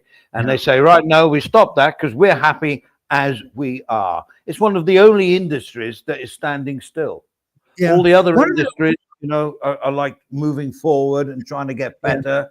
And they're the old fuddy-duddies. They're the old fuddy-duddies. When I left Thailand, all those years ago, they were going to bring in a law that if you got caught with an e-cigarette, you get 10 years jail. For vape, yeah. Yeah, I think the statute is still 5 years. But it never happens. It never happened. They're just actually, all they're doing is blown out of proportion. That's why that news item it's good, but it's incorrect in real life. But it sounds good on the news. Oh, yeah, if you vape outside the O'Hara's Irish pub, you could get 5 years in jail or a 20,000 baht fine. No, doesn't happen. In my experience and with the friends that I know, does not happen. So, don't forget, 1 year ago, we could smoke weed outside the pub. Totally legal. Now it's, not Andy. sure, you know?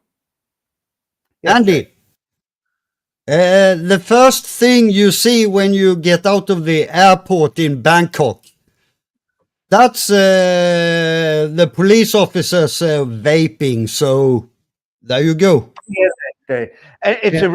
It's one of those strange laws that go along with prostitution is illegal in Thailand. It's very similar. Yeah. That's true. Tons of this stuff is coming over from China, and they don't like that because it's illegal. It's black market. So get rid of that. Yeah, but there isn't any prostitution in Thailand. Yeah, there isn't. I've never seen it. I've never seen it. Neither have I.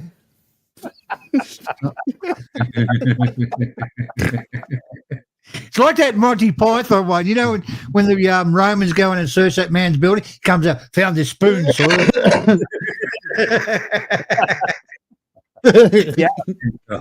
Yeah. But it is massive, the vaping, which just shows how popular it is. There's massive warehouses. I mean, they got other things in there as well, not drugs, but they got electronic stuff and everything else that they're bringing in illegal. I get that. I get that. But the vaping is a popular, and they say there's the new government, or there's a section of the new demographic, I don't know, walk forward or whatever it's called, move. I hate politics, so I don't follow it. But that they are all for home brewers, craft beer. Let's go into craft beer.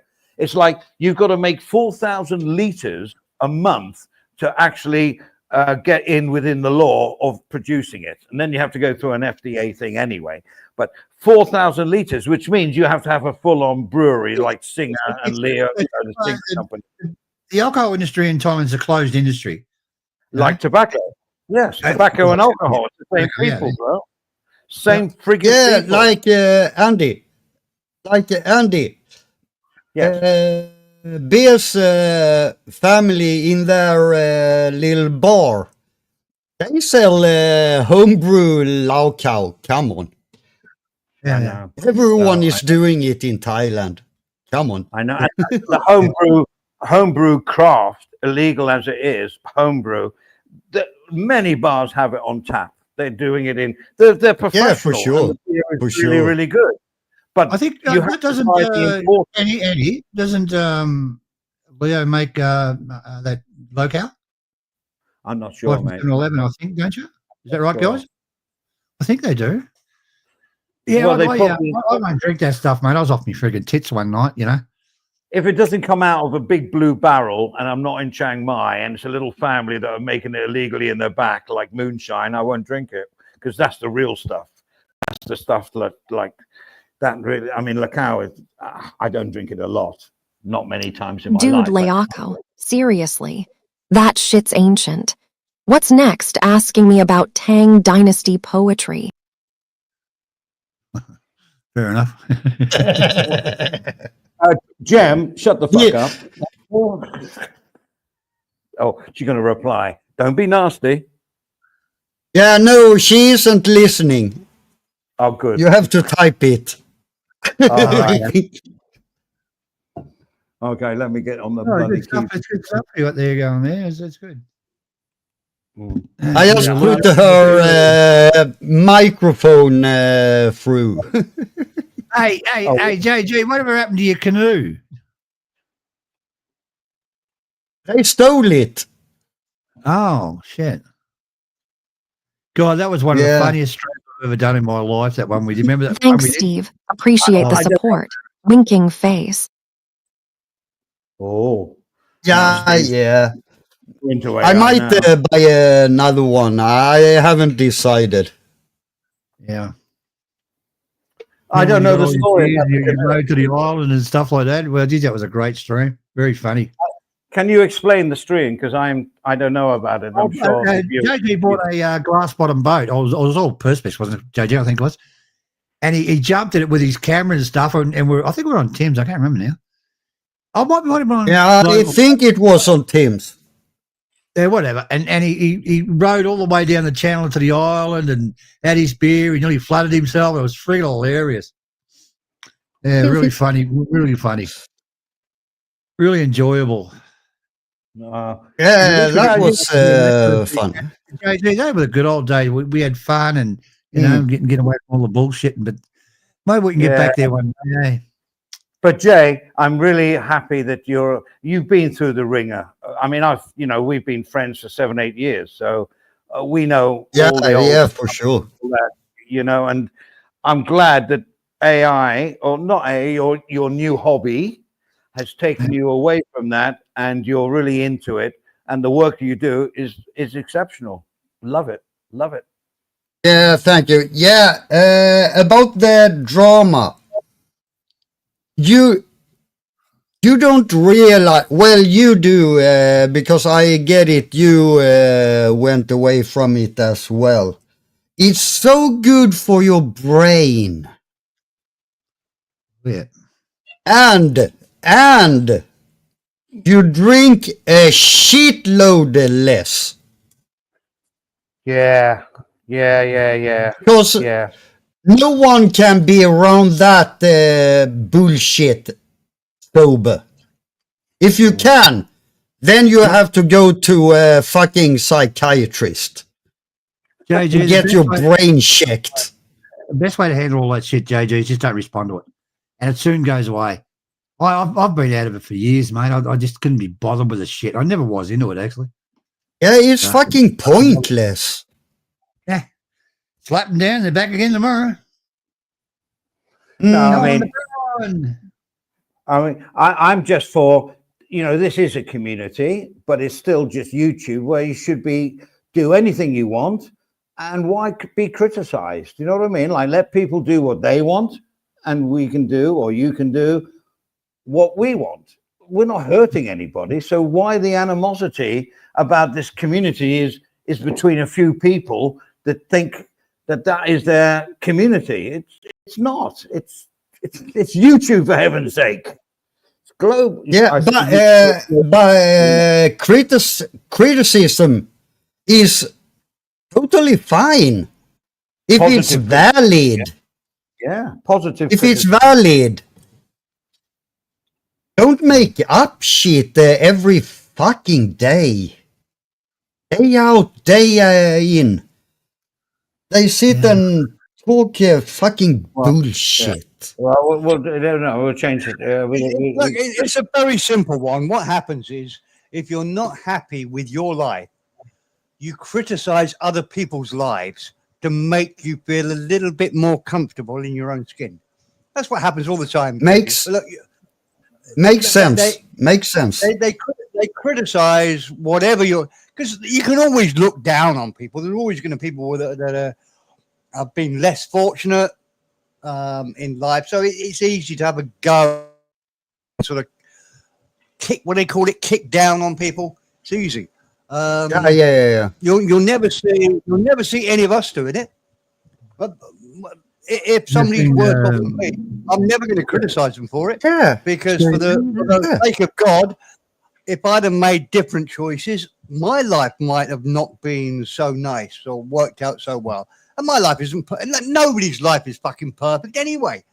It doesn't matter how much money you've got, no matter what situation you're in. You've still got fucking problems. You're still dealing with women that argue about stupid things when they shouldn't argue. They should just stay in their place. Yeah.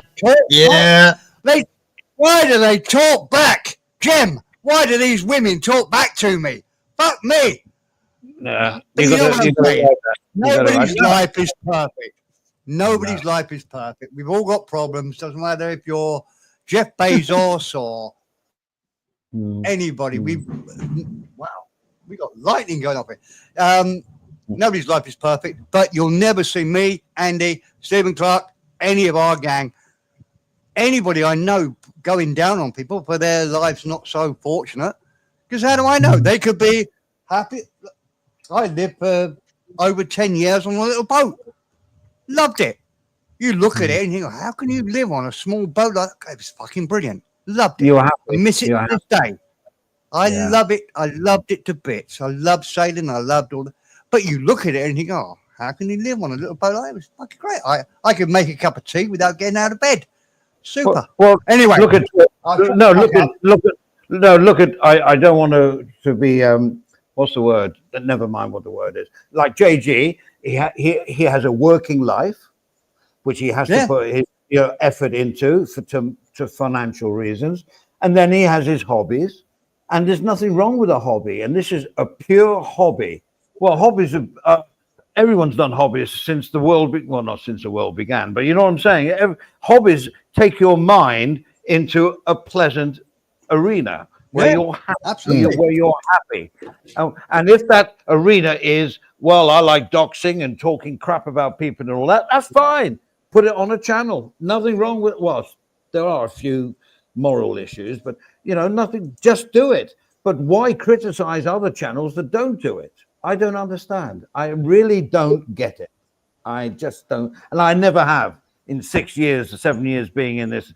I've always felt I'm sort of like the one outside because it never excited me. The whole of YouTube's infested with it, Andy. Every chat channel, every live channel, doesn't matter what the subject is, it's just full of trolls. Everybody with a keyboard on YouTube is 10 foot tall. There's nothing you can fucking do about it. A lot of them had problems in their lives. They've been picked on at school, and hey, they see someone that's even remotely better than them, and the jealousy comes out in them, and they'll attack them because you don't know who's attacking you. They can say anything they freaking want, and if you get the better of them, they can change your name and come back as someone else. Well, don't bother. But don't you think that's a huge change? I can't remember. Look, there were always bullies all through life, but I can't remember anything like this.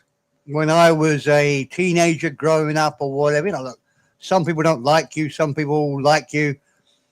It is a horrible world that these youngsters are in now where yes. There's no repercussion for what they do. That's a big thing. You can be anonymous on the keyboard and there's no repercussions But doesn't that show a weak man that can...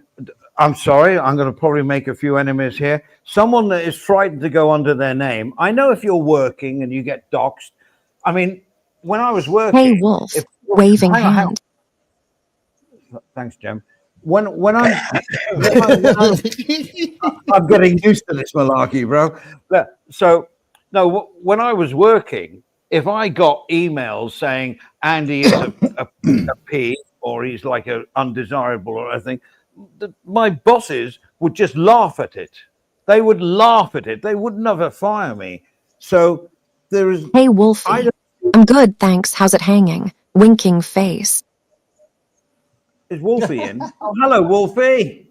Hi. Oh, he's saying hello to Jem, not to us. Wolfie, we're real. Sorry, I had to make my point there. No, but you understand what I just don't get that someone comes under an alt because they're frightened of putting what they say 8 under their real inches. name. Is that your asterisk a hum measurement, Wolfie? Nice. Winking face. Jem, can you be quiet while Andy's talking, please? Yeah. Hold on, I mute her. Oh, bless her. There we go. No, I don't say bless her. I've got to say bless Jay. I'm confused, but never mind. So, yeah, what I'm saying is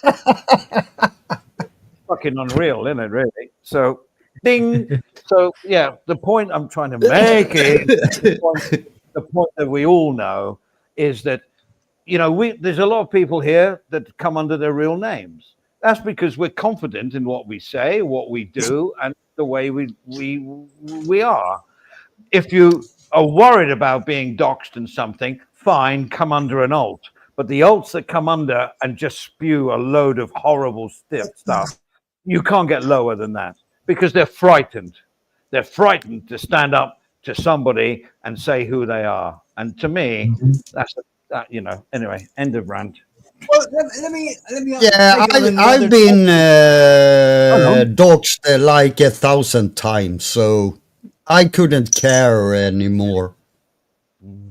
If they come to my apartment, they're fine.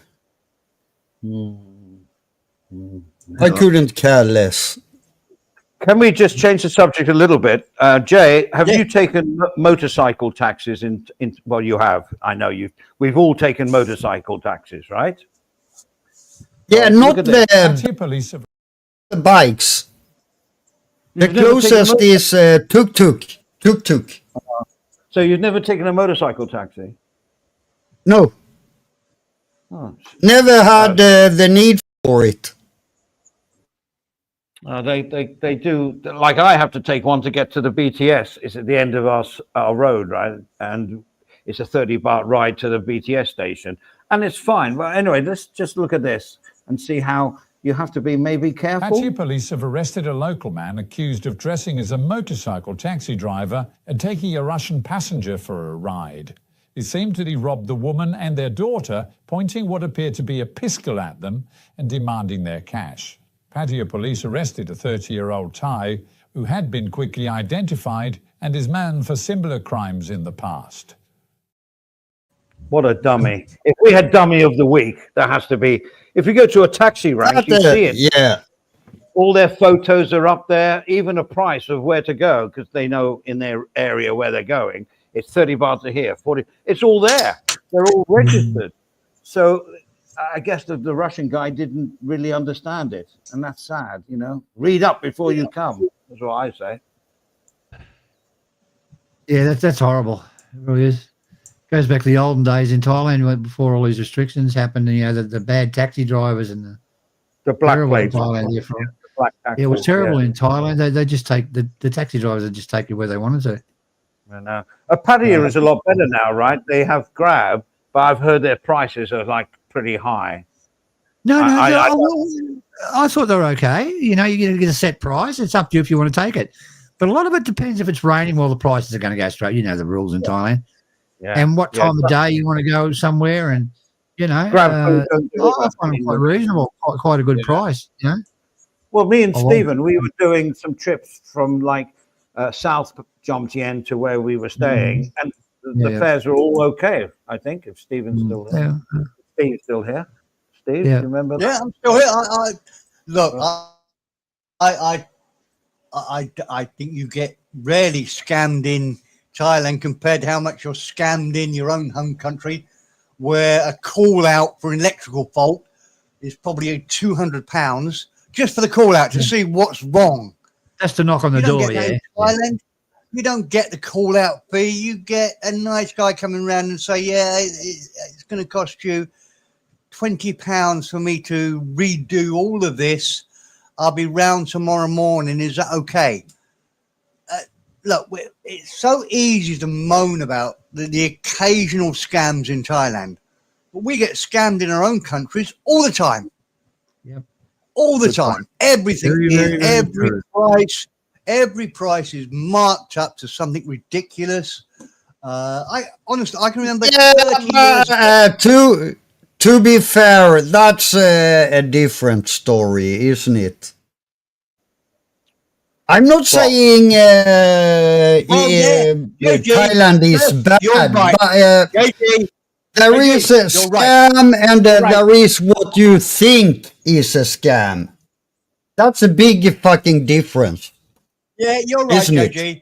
I'm just having a little argument between myself. That's all. Yeah, you're right. Oh, yeah. It is a different argument. What is JG? What? No, I'm joking. But yeah, you're right. But I think in all the time I've been here, have I really been scammed by anybody apart from my wife, family, children? No, not really.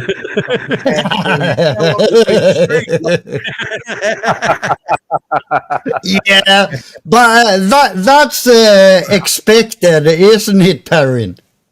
Oh yeah, yeah. I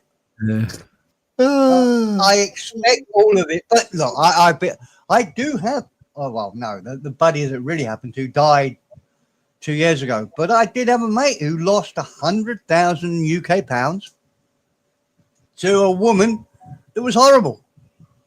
He lost. So basically, he was fucking stupid. Basically, but he was JG. He was a lovely man. Yeah, but he can still be stupid. He lived a really lovely life. I'm sorry. I don't feel sorry for people that loses money to a fucking Thai lady. I don't. Well, if they do, they are fucking stupid. No. End of story. You're being a bit too harsh. They're just extremely ugly. I think when people fall in love, and this guy genuinely fell in love, he fell in love, but he still, even when she took everything from him, he still loved her. Yep. Now, as I said, he is stupid. Just as I said, he is stupid. Extremely ugly. No, he's a lovely stupid. guy. I'm going to be offended, but he was a super guy.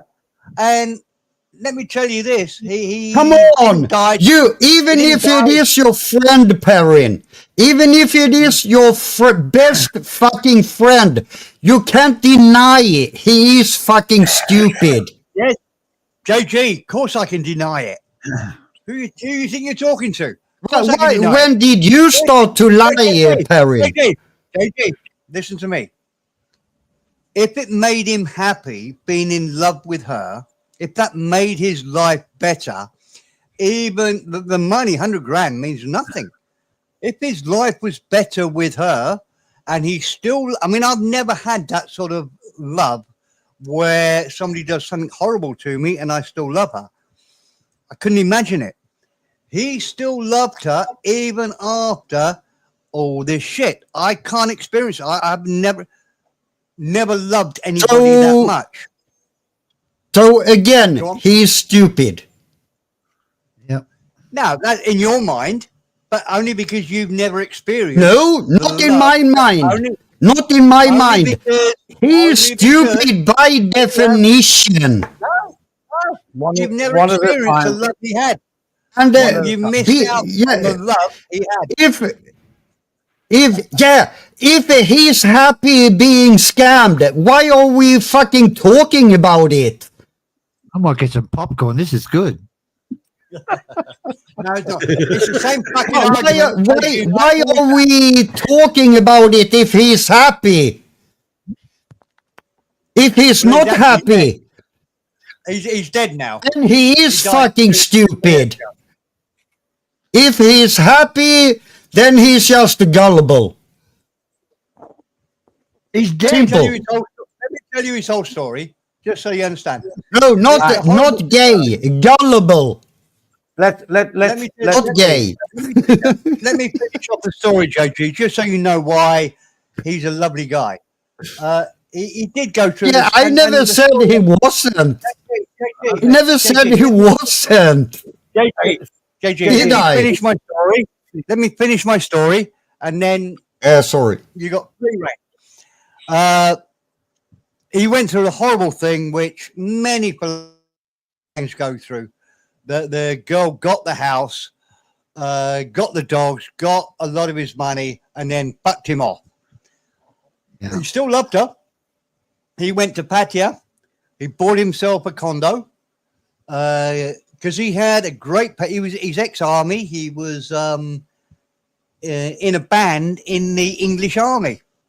I can't remember. I think he played guitar, trumpet, whatever, and he taught guitar. So he had a decent pension, army pension and private pensions from all the tutoring he'd been doing. and he lived in Brighton. If you know Brighton in England, it's the suburb of England now. So, you know, if you sell a house in Brighton, it's worth a fucking fortune. So he had lots of money. He lost he lost his 100 grand, still went to Pattaya, still had enough money, still had a really great time, G. He missed the girl. He missed his dogs, but he still had, I knew him for about the 6 years after this happened. I knew him for 6 years. He had a great time, JG. He wasn't sitting at home being miserable about it. He still loved the girl. He still loved the girl. That was the one thing that was a bit weird, but you can't, you know, sometimes people love the things you don't like. Go on. Perrin, that's my fucking point. If he's happy being scammed, why are we fucking talking about him? Now you're saying he's been an idiot for falling that much in love. I'm saying no, he's not. No, I quite admire. that's not there. I never mentioned him being in love. No, I did. I never mentioned about him being in love. I mentioned the other stuff, not about him being in love. I admire the fact that he was that much in love. I'm a bit envious that he was that much in love with her. Maybe foolish. Go on. I was going to say something that you guys have missed out. Hang on, Jay. Hang on. Is that what the problem is that's all fairly innocent. You've been scammed and they get away with it. That means they carry on and do it again and again and again because they're getting a positive result from their scamming. So if people don't fall for it in the first place, it's going to like limit their scamming potential. Yeah. Does that make sense? But look, Andy, most Yeah, men so, but at the end of the day, even if they are in love, so much in love, and they let the lady do it again and again, they are fucking stupid. You can't fucking argue about it. Well, yes, maybe He is by definition stupid. So, Jay, by definition, are you calling people that are innocent and naive stupid? Just a question. Okay, fair enough. Let's say naive. Naive. But well, if the person,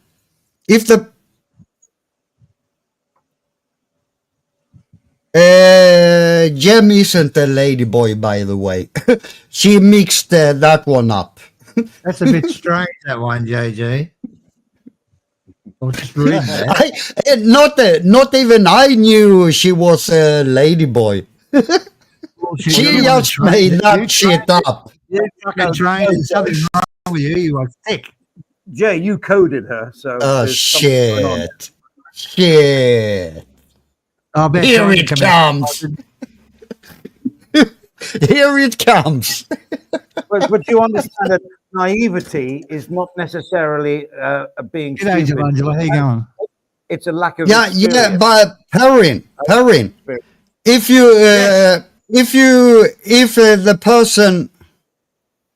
you do it once, yeah, I give it that.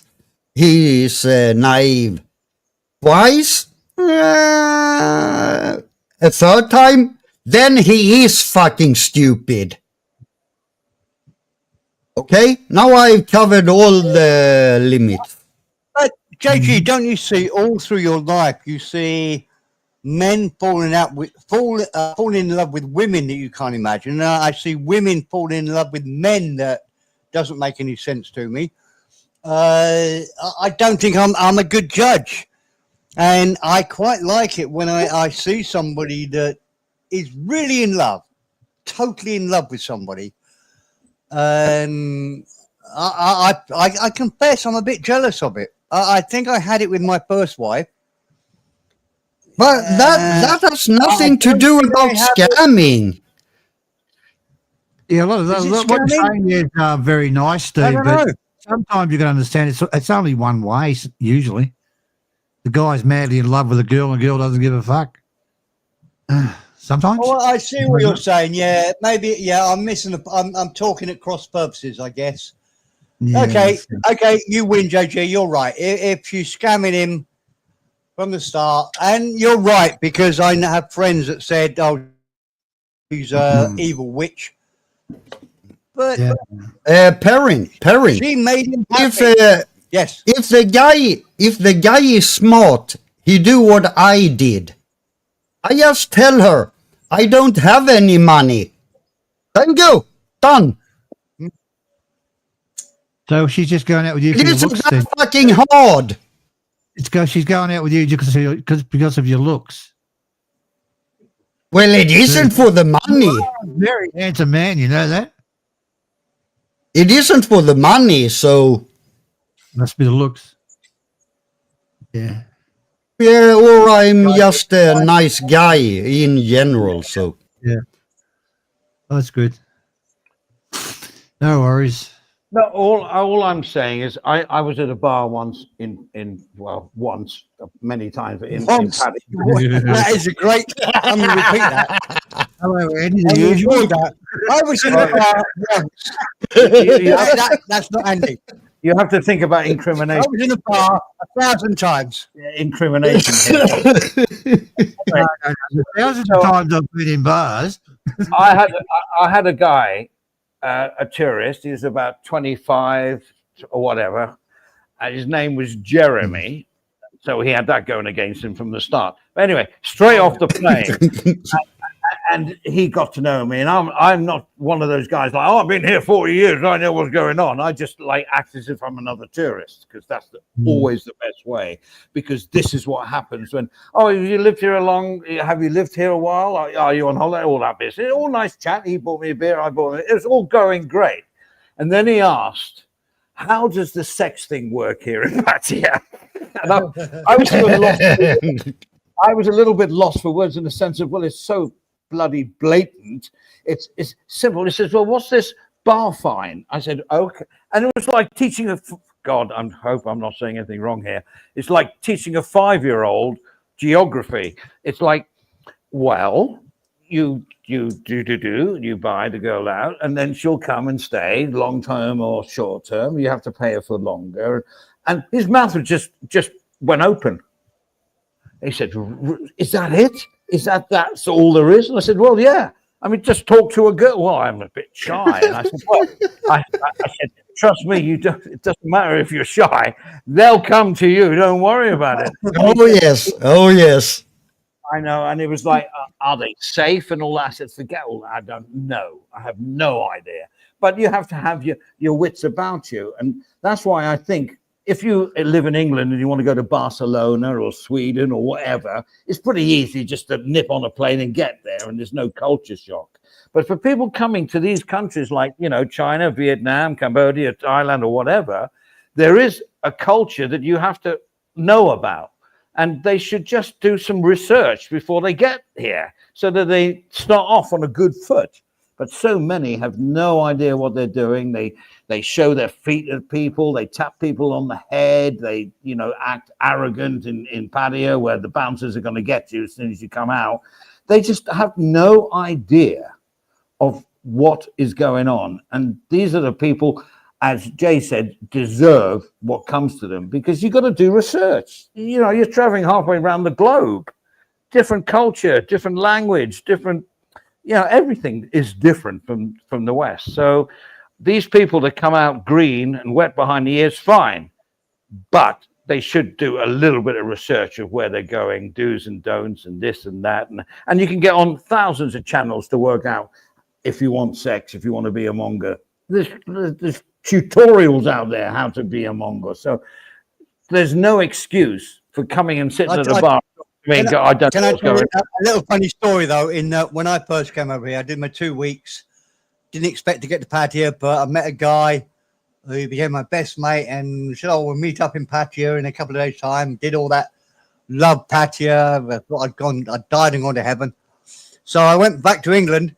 and I bought the book on and talking Thai, colloquial Thai, and it came with a couple of 2 cassettes and teach yourself colloquial Thai, and I got half decent. You know, I did the first sort of 3 or 4 chapters on it. Went back to Thailand about 3 months later, and then found out that most of the girls in Pattaya don't speak Thai; they speak Isan. That's so you still had them. You still had them correcting what you was, and you would have a girl that spoke Thai translating to the girl. It was still fun, but yeah, not. And that was the time when you used to see the girls that wanted to look like. God, I shouldn't say this, but when they wanted to look like the Brian Flowers expression of Farm Fresh, what they would do is sit in the bar, reading a Thai to English dictionary, as if it was their first night here. I'm getting too involved, aren't I? But that was a great scam. Well, they're sitting in a bar. This is before phones. Before they weren't looking at the phones. It was a much better scam. They'd have a dictionary, Thai to English, English to Thai. Well, do you know how that can go? Oh, right. Go. Do you know how that can go wrong? It's like if you're on the phrase book. Remember all those phrase books, Jay, and all that? Yeah. Right? The phrase book. So you're under taxes. How much is this ride? But then after a few beers, you get all confused, and you ask a girl that sat next to you, "How much is this ride?" Yeah, but that was always the thing, Andy. It was always up to you. But they need research. They need. I mean, but I like what Jay said, that the guy you were talking about is stupid. I would take that word out and put naive.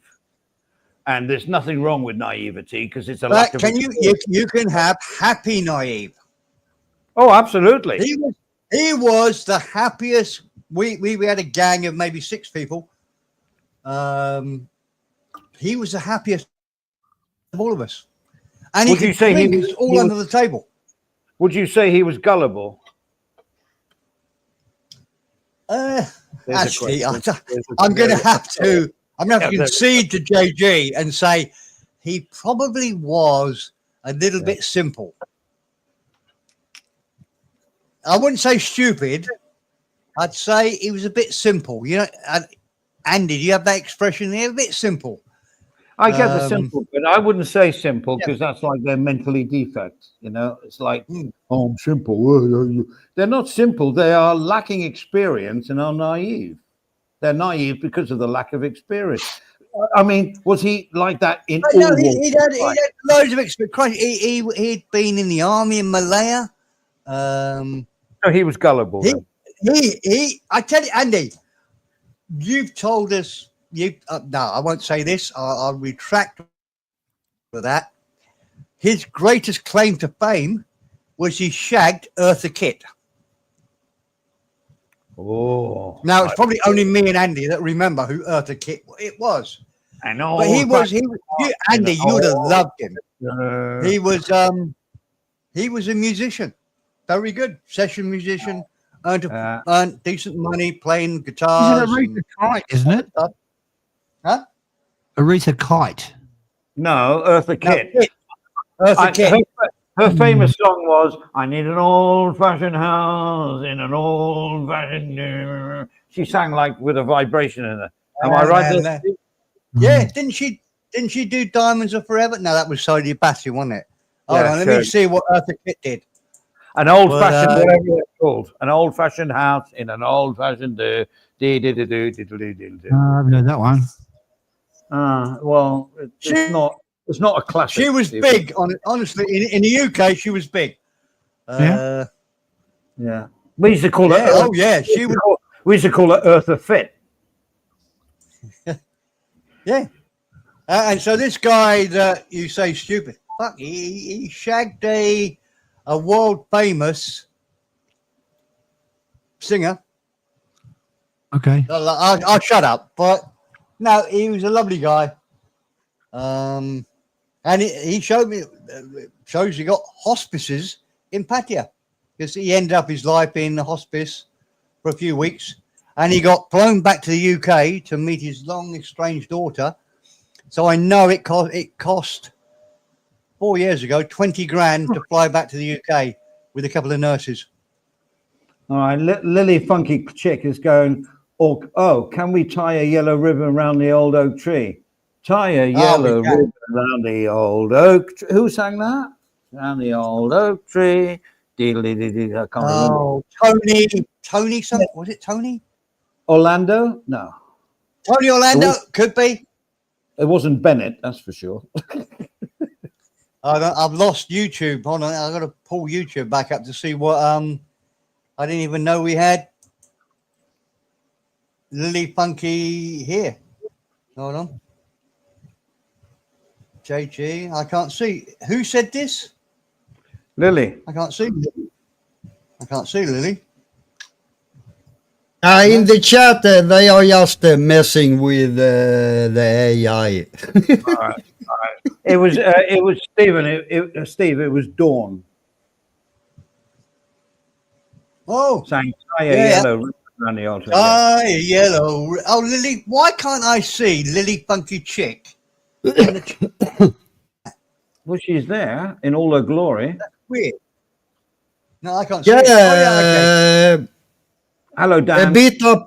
She's been around for a while now. Oh, yeah, Lily. I call her Lily. Yeah, I've never seen her, so I don't know if she's a funky chick, but we like Lily. Lily's Hawaii, isn't she? She's Lily from Pedaloa. Yeah, Pedaloa. Yeah. Yeah. Oh, sorry. You've had so many natural disasters going on in your country. You thought about leaving? Every time I look on the news, something horrible is happening in Hawaii. I'd like to go there just to see how authentic it is or how American it is. Yeah. I'd love to.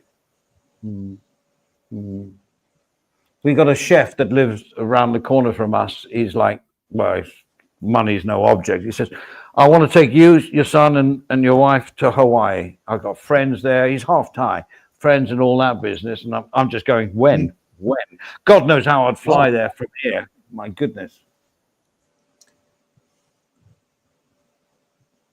Go to Japan first, I think. Yeah. That's a lovely thing. Christ. That's South saying that. Lily, beautiful inside and out. Jesus, wow. South. What's going on? What's going on? Are you feeling all like romantic and nice for a change? Yeah. Love you, South. Yeah. He's never going to live that down, though, is he? Lily, beautiful inside and out. Yeah. That's why he doesn't say it too much. I'm gonna obviously we'll be using that quite often, South. Okay. We have one more news item as the day is getting late for me and I can't hard to focus. But who remembers? All right, we got Suwarnabhumi now, but hold on. Can you just have a quick break? I've got to have a pee, Andy. And I'd love to hear the story. Can you fill in for 2 minutes? Yeah. No, Stephen will fill in. He's good at that. All right. Okay. Back in 2 minutes. Okay. Stephen, no worries. Fill it. I haven't been able to get a word in. I know. Yeah. That's okay. That was a good debate. I like that. I thought it was good about being gullible. You know, I get what Jay was saying. I do get it. That you got to be, stupid to take a scam. But I've been scammed. A lot of people, and a lot of people that go over there, okay, and they're extremely ugly, and usually as fat as fuck, and they just can't get a girl in their country, and they come there and they got this young, slender, beautiful girl all over them, and it's very easy to fall in love, isn't it? And it is.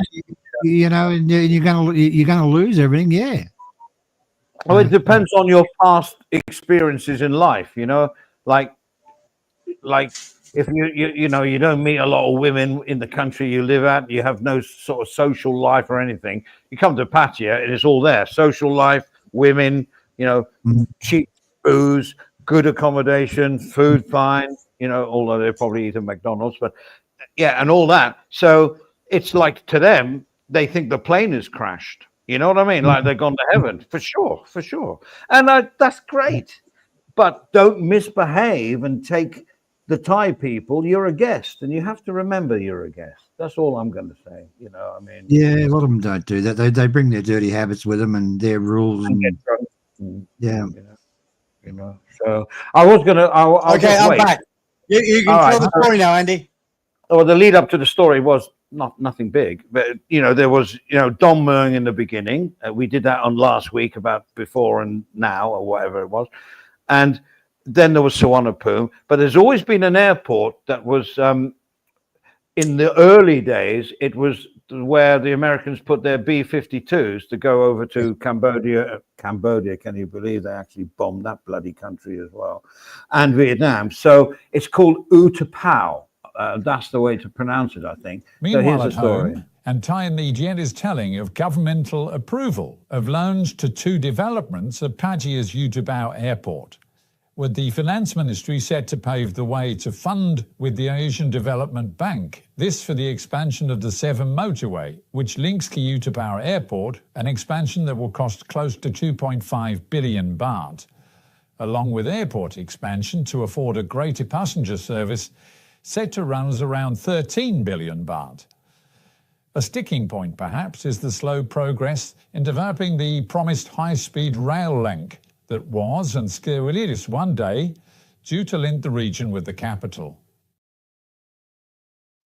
How's it going to link the region with the capital? Is it going to go via Suvarnabhumi Airport or go directly straight to Bangkok? I know a guy that flies from, he lives in Pattaya. He flies to his wife's family up in Royet or somewhere like that. He flies from Utapao. Yeah, it's a long drive there, and when they were first doing it, where? Long drive from where? Not from Pattaya. To Pattaya, yeah, it is. And plus, at the time when they were doing it, when they first opened it, they had nowhere to park your car. Yeah, and that's all changing now, right? I don't know. I've never been there. Well, they've got a whole food outlets there now and everything. So I've heard. I can't see the point in going to Utapao and catching a plane when you can spend an extra half an hour and get to Suvarnabhumi. Well, it's halfway. It's in between Chonburi and Pattaya, so there is a taxi fare less. And I tell you what, nationality use it a lot is the Russians.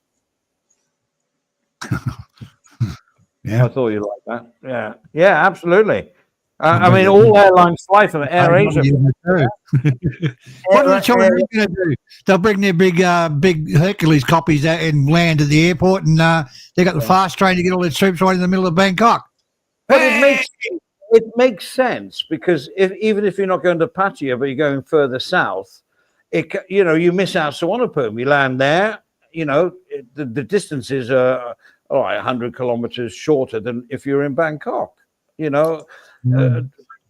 got big plans for that. I mean, you take any country, they have satellite airports all around, right? Like London has loads. I can't remember them all now, from Gatwick to Heathrow to London Airport. And so, these are just what I call satellite airports. And if they can make money from it, it's fine. You go to Pattaya, imagine flying direct and you land there. It's literally a hop into Pattaya. It's like less than an hour's drive.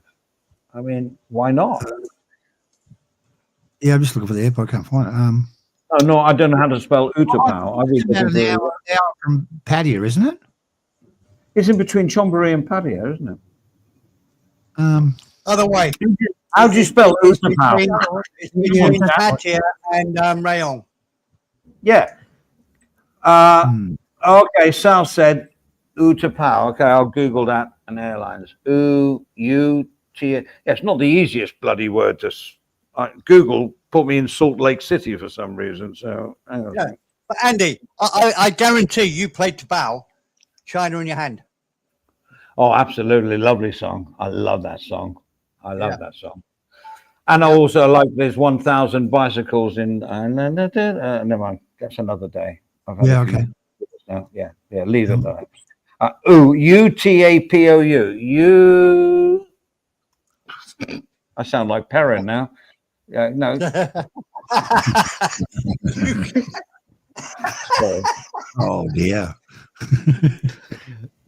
Just lost a friend. Wow, Rick, I can't believe Utah was built by the Russians back. I don't believe that. No, built by the Americans for their B-52 bombers to bomb. Yeah, he's saying no. Now, Rick, I need evidence of that, mate. I can't believe the Russians were ever involved in an airport in Thailand. I might be No, wrong. that would be Russians like to land here. That's all he said. Go on. Anyway. Now the Russians like to land here. That's all he said. No, he said Utah was built by the Russians back in the day. No, it was. I didn't say the Russians. I said the Americans. No, Rick said it. Oh yeah, I Read know. the chat. Rick said but Utah was Say built. that again, Rick. Yeah. Come on, Rick.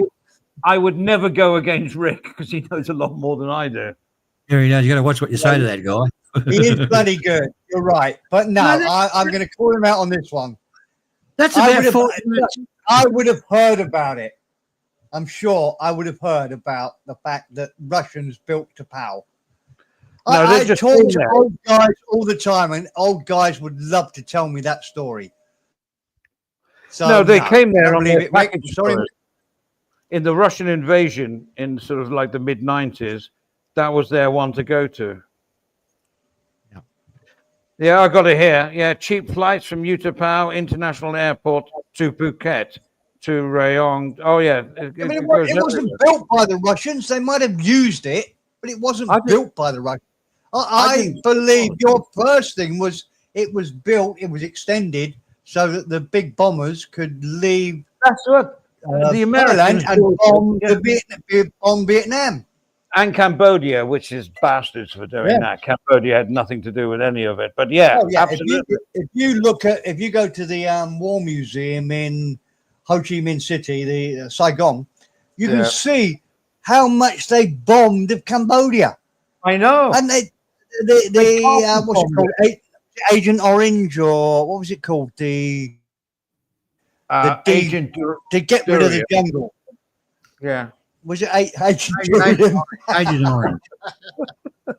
Agent Orange. Yeah. Just to get rid of all the foliage so that they could napalm. Napalm it all. Yeah, I know. Agent Orange and napalm. Yeah. They like bombed everybody.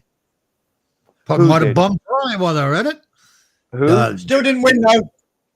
Still didn't win. Okay, look, Andy, as I said before, it's 50 minutes to Utah to get to Pattaya. So if you're leaving, you might as well go to Sawinapum. Well, that's another hour.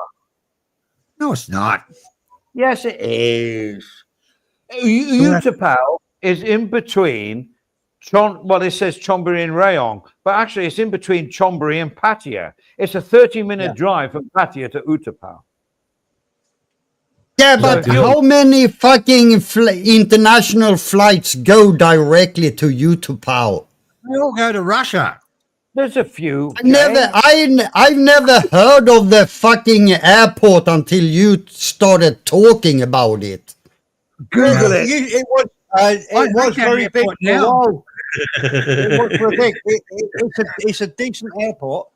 I'm not quite sure why it's not being used so much, but I tell you when it was used. Because it's too far. When we had political strife in Thailand, when they closed the airport, the big one, everybody used Utapao. It's a decent airport. Well, you have to consider this one. Even though it's closer to Pattaya, it does take longer to fly there. Oh, so you can't say, it's closer. Do you know because it might take the same amount of time to get from what the fuck its name was, Utah, to Pattaya, as it does from Bangkok to Pattaya. You can't just say it's closer. That doesn't help anyone. I think, JG, I think they want to keep the main flights going into Bangkok. to the big airport there. Of course they do. They're not fucking stupid. Yeah, but Utah would be just as good. And it can be used. What? It's just not big. For what? For passengers landing coming to Thailand. What's wrong with you? Yeah, and in what way does it benefit them? Because it's not an hour and a half from Pattaya. It's only half an hour from Pattaya. That's a huge difference. It's not half an hour. It's about 40 well, did you say 1.5 hour or half an hour? The normal airport, Suvarnabhumi, is an hour and a half from Pattaya. Utapao is 30 minutes from Pattaya. It doesn't sound much, but half an hour is a huge difference. An hour, sorry, is a huge difference. So you can aircrafts were landing there, and you'd be limited to the prices. You're going to get fucking ripped off if you go there. And you'll probably end up flying over Vietnam, and they'd throw you out bombing the place. Okay, I've got it confirmed here. Like Utapao Airport was built by the U.S. military in 1966 during the Vietnam. That's right. Yeah, that's right. There you go. So sorry, Rick. So I love you. No Russians were in the construction. The Americans had 2 airports in Thailand. One was up in the East Island area. The other one. Yeah, and at the moment in their concourse, they have a KFC, Auntie Anne's, Garfredo Italian, Mr. Cup, Amazon, New York Deli, Coffee World, drinks, and easy bars near the gates. I'm going to land there in the future. That's great. Yeah. I miss bars by gates. I really do. The States have got it off to a T. Eating hot wings and drinking beer just by your gate. It's great. That's America for you. Yeah, that's fantastic. Look, are we doing? We haven't done the visa. We're having so much fun, but the most interesting story for me was this weird visa thing that's. We've done them both from the 1st of May.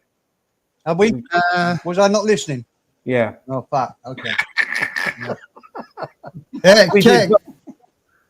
Can I ask a question about I'm sorry about the airport because you don't talk sense. Okay. Can I ask a question about it? Yeah, of course. Yeah, I want to put it to a vote first. Yeah. So have you actually looked at the fucking map? No, they haven't. It's about 40-50 minutes away from Pattaya. Yeah. Yeah. And you have to, when you say, oh, it only takes 40 minutes to Pattaya. Yeah, but it's further away from Bangkok. So you have to consider the flight time as well. Of course. Just not the distance between the airports. If I'm going to New Orleans, I don't land in bloody New York, do I? You are fucking talking out of your fucking ass on this one. I'm sorry. No, we're not. But you are. We're not. That'll be about 2.5. We don't want to go to Bangkok. Karin and everyone here is saying that distance from Bangkok to the airport outside fucking Pattaya takes no time. That's what you are saying. They do that between through a fucking time portal, right? Right? They do that that they jump from Bangkok to the Utapao. They do that through time portal. JG, right? I think I know where you're going wrong here. JG, stop. Let me tell you. I think you think I'm not doing anything wrong. Explain to me, where did that time go? Where did that time go? I will. Just stop talking for 1 second. I'll explain where I think you're going wrong. We're not saying you land at. We're not saying you land at Bangkok and then fly to Utapao. We're saying you fly. No, I know. I know. That's my fucking point. JG, That's my fucking point. JG, just let me talk. Oh. We're not saying you land at Bangkok and then fly to Utapao. We're saying you fly from London Heathrow straight to Utapao. That's my fucking point. It's further away. So it takes more time to fly there. Do you understand now? Or should I take it even slower? Okay, I have a question for JG. It takes time to fly there. You can't just ignore the distance it takes to fly and say, yeah, it only takes 44 minutes from that airport to Pattaya. When it's further away to fly. Okay, I would guess maybe there's 5 minutes difference between. How the fuck do you get around in Thailand? Holy fucking shit. Listen, JG. I would guess there's maybe 5 minutes, maybe 10 minutes difference between landing at Bangkok Airport and landing at. Are you sure? Are you sure? Are you sure? Are you sure on that? What do you think it is? I have no idea, but it's more than 10 minutes. I do have an idea. 10 minutes. 10 minutes at the most. Can you show where you get that from? By the way, yeah, easily. Tapao is about. So let's say. Okay, let's say 10 minutes. Let's say 10 minutes. That's 54. Now we're up to 54 minutes. If you ask me to explain something, you have to let me explain it. You can't just ask me a question and then yeah. I'm guessing at the very most, let's say on the worst side, Utapao is 100 kilometers away from Bangkok, from the main airport, Bangkok airport. Let's say it's 100 miles. The airplane's going at 500 miles an hour, so it's going to take 15 minutes, 10 minutes to go the extra 100 miles. It's not 100 miles away from Bangkok. The airport there, but as a crow flies, is probably 50 miles away. It's going to take less than 10 minutes for the airplane to get there. Less than 10 minutes. No, there's nothing. In fact, it's probably the same time. In fact, I guarantee it'll be the same time. But here's the point I'd like to... Listen, let's see. Every city has airports around it, and you say landing at Gatwick, that's 25 kilometers, 30 miles outside of London. But people land there, and they go to London, or they can go on. It's like going to a railway station. You can go to anywhere you want. All I'm saying is that Tapao is an international airport and domestic airport, making it not easier necessarily, but more maybe convenient to people that want to go there. That's all. It's service. All the major domestic fly there. Nok Air, Air Asia, Nok Air, Nok Air is still there, Air Asia, and it's an international airport. Just because it doesn't come up with bookaflight.com doesn't mean it doesn't. It's an up and coming airport. And what's wrong with that? Why don't they have a Rayong airport? Why don't they have a Hua Hin airport? Well, they can't even work out a railway station for Hua Hin. So, Khon Kaen has one, but this is a satellite airport for Bangkok. When you're circling in Bangkok because you can't land, you fly over to Tapao on the circle when you're trying to land at Suvarnabhumi. So, I'm not having a go at you, Jay. we know Tapau's been a thing, you know, and there's lots of people investing in it because, you know, all the big chains are trying to get in there. KFC's in there now. Well, they're not doing it for fun. You know, you wouldn't go to Tapau and then drive into Bangkok, I don't think, unless you got a really cheap flight and it landed there only. I think you have to, you know, it's not as easy as Swanepoel. I get that, Jay. I get that. Wow. Luigi has actually worked out the difference between I can never say it, Swanepoel and the other one. Luigi, I love you, mate. Estimated flight time is about 8 minutes under average conditions, assuming a commercial airline of speed of 500 miles. Yeah. Thank you, Luigi. Sounds like Mafia, doesn't he?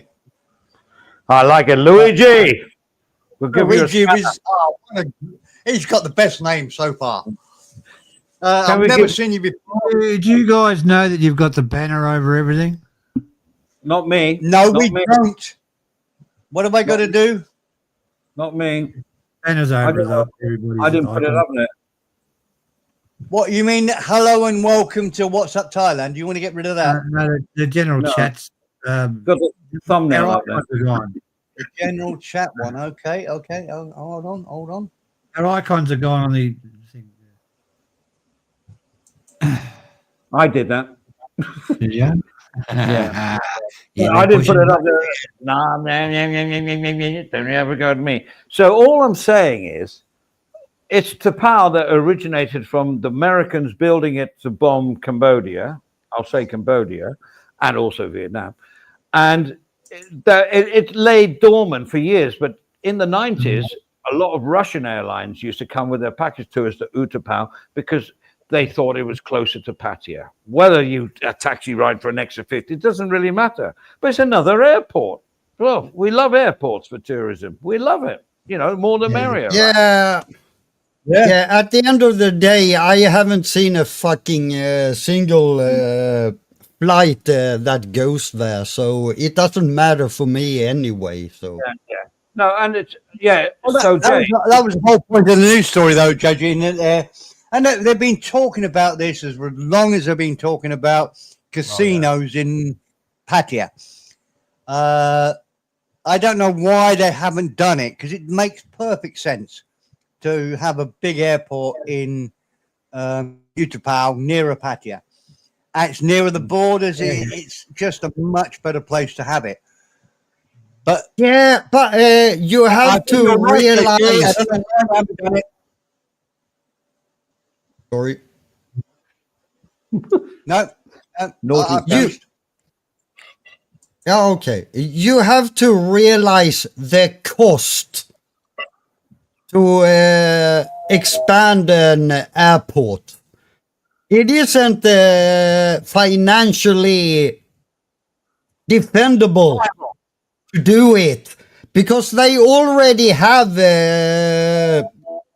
Buni. And it isn't that far away from Pattaya. It's, what is it? 1.5 hours. And you're fucking there. I know. It isn't. But I don't think money If is you the reason. land in fucking Bangkok, come on. I wouldn't take a taxi, enjoy the views while you go down to Pattaya. It isn't it isn't financially defendable to expand the fucking airport. Yeah, but that's not how Thailand works.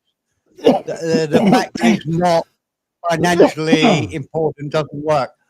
They look at it as if they make that airport bigger, lots of Thais will make a lot of money out of it. They don't look at it the same way. So explain, if that's the case, explain to me, why haven't they done it? That's what I keep saying, JG. I've said that for about the last 30 minutes. I don't understand why they haven't done it. Yeah, and I told you fucking why. But Jay, Because come on now. it isn't financially valid to do it. No.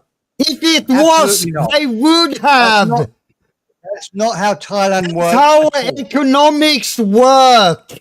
If you can make money out of it, you will invest.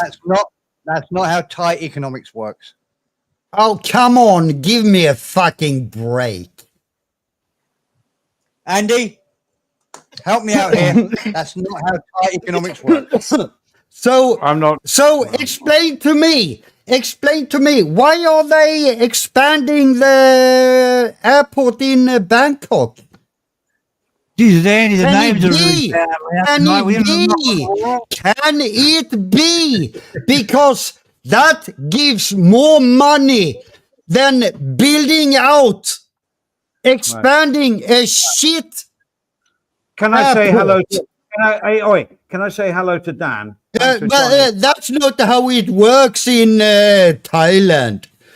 You have no fucking idea how economics work. That's fucking obvious. I'm sorry. Hello. Okay. Hello, Dan. Souths, come on, panel, and explain it to me then. Souths, come on, don't sit being a bitch in the chat. Come on the panel and explain it. We got Dan joining us. South is in JG, Cambodia. Right, can we say hello to Dan? Come on, this is a sensible Hello panel. all. Hello, all. Dan. Hello. How's you guys? All right. Hey, Yula. How you doing, mate? All right, JJ. Have you ever flown Long time no see. Dan, have you ever flown to Tapao? Yeah. Oh, now the floor is yours. I flew from Koh Samui to Utapao. Yeah. And Why? Total waste of time. Should have gone to Suvarnabhumi and it would have been quicker getting back. It was years ago. It was like, I was in Koh Samui and me and the missus flew to Utapao to go back to Pattaya. And it was a nightmare. Yep, Because that's what I heard. Because you can't. What happened was we get to Utapao and you get a taxi from Utapao, but they put you in a minibus with about, I don't know, whatever, many other people, and then they start doing the drop-offs around the hotels, and it was like, fuck, it was a bit of a nightmare. Yeah, But, and if you get a taxi, that could all change. you- That could all change if they expand Utapao like they're talking about putting that second runway in. well, that's what they're Then, doing. yeah. Oh, Yeah. I mean, And if you Dan, get a taxi from Utapao, you'll pay a fortune. a question to Dan. All right. Depending on where you go, would you prefer to land at Heathrow, Gatwick, or London Airport? Birmingham. I thought you were going to say Manchester. I always fly out of Birmingham Airport, mate. Yeah. So, And I either go Air France or KLM. So I'll go into Schiphol or Charles de Gaulle, direct then to Bangkok. I know. I remember you saying that, right? Yeah. Had a beer at Charles de Gaulle. I remember. Yeah. Yeah, cool, bro. Yeah. Cool. No, Or the Heineken bar in Schiphol. All right. On a Thai perspective, I'm just going to say the more airports, the better if they can sustain themselves. That's all I'm saying. That's all I'm saying. It's revenue. That's all I'm saying. Buriram now Buriram's becoming an international airport as well now. They've just built a new terminal at Buriram Airport. They say international, but the only difference I can see with it becoming international is that you'll be able to fly to not only Dong Muang, you'll be able to fly to Suvarnabhumi at the moment. I don't know if that's going to change and you can start flying out to Chiang Mai or... It's in its early days, really. I mean, it's been there since 1966, as Rick said. So, but there's a potential, and as I say, there's a lot of franchises moving in because they see that potential. Obviously, cheaper rent at the beginning, of course. But all I'm saying is, the more airports, the better, as long as they don't fly over my house. Well, Definitely. which they do. Yeah, I totally agree. What's wrong with that? Agree. No, You know, I progression. said to the missus just last week, actually, Andy, I was speaking to the missus. I said, do you realise you can fly from Buriram to Phuket for 4,000 baht? Aye. Which is I fly like, to, I fly to Royette, although it's from Dong Mueang, but I fly for 2.7 return.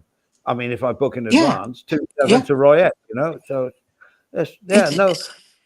so it's just opening up just a slight area. I get what Jay is saying. I really do understand that. But it's an alternative. And why are there alternative airports around cities? And you know what I'm saying? It's like, I would say Tapao is an inner city airport, to be honest. You know, it's not that far from Suvarnabhumi, so it's not a matter of how long it takes to get somewhere. And I guess Tapao to Bangkok, I wouldn't want to do. Suvarnabhumi, I still don't want to do, to be honest. Dong Mueang is perfect. So it depends of where you're going and why you want to land there. So let them build a second, you know, let them build it. Maybe it will develop the south, you know, with tourism. Maybe more people will go that way. I don't know. Well, that's what you've got to think about. You could fly, you know, straight from like Suvarnabhumi down to Utapao or Dong Mueang down to Utapao. You could be in Koh Chang within how long? Yeah. Problem with the Go Chang Airport is you got to go half an hour, 45 minutes to get to the ferry. Yeah, but if you fly into Utapao, like, and then go on down. Yeah, and if it's no extra price on the ticket, you go, well, that suits me. I'll do it. You know, that's all I'm saying. You know, I don't get it's so many kilometers away and all that business. No, I understand what Jay was saying. I do get it, and I understand what's me being diplomatic here. But no, I do understand what Steve Perrin was saying. But at the end of the day, if it's profitable and you can get the airplanes to bloody land there, go for it on a time basis. You know, people are coming in, they're getting off that plane. You know, Andy, I just googled that, guys. There's 10 international airports in Thailand. Suvarnabhumi, Chiang Mai, Krabi, Phuket, Utapao, of course, we've been talking about, Hat Yai, Saratani International Airport, Udon Thani International Airport. I don't know what the last one is. I was saying, Steve, Buriram, you know, looking at Chiang Rai. So it's a provincial airport. What's wrong with a provincial airport? It's progression. And Samui's international. Samui's international. Mate. You can fly to Taiwan from Samui. And Singapore. Chiang Rai's airport's not international at the moment. They just shut it down for a while. A lot of the airports are shut down international because of the virus and all that sort of shit. But Tapao is going to be a major hub. It's going to be a major hub for tourism. But these things, you know, you look at these airports, Andy, you're not going to fly directly from Australia or England straight into these airports.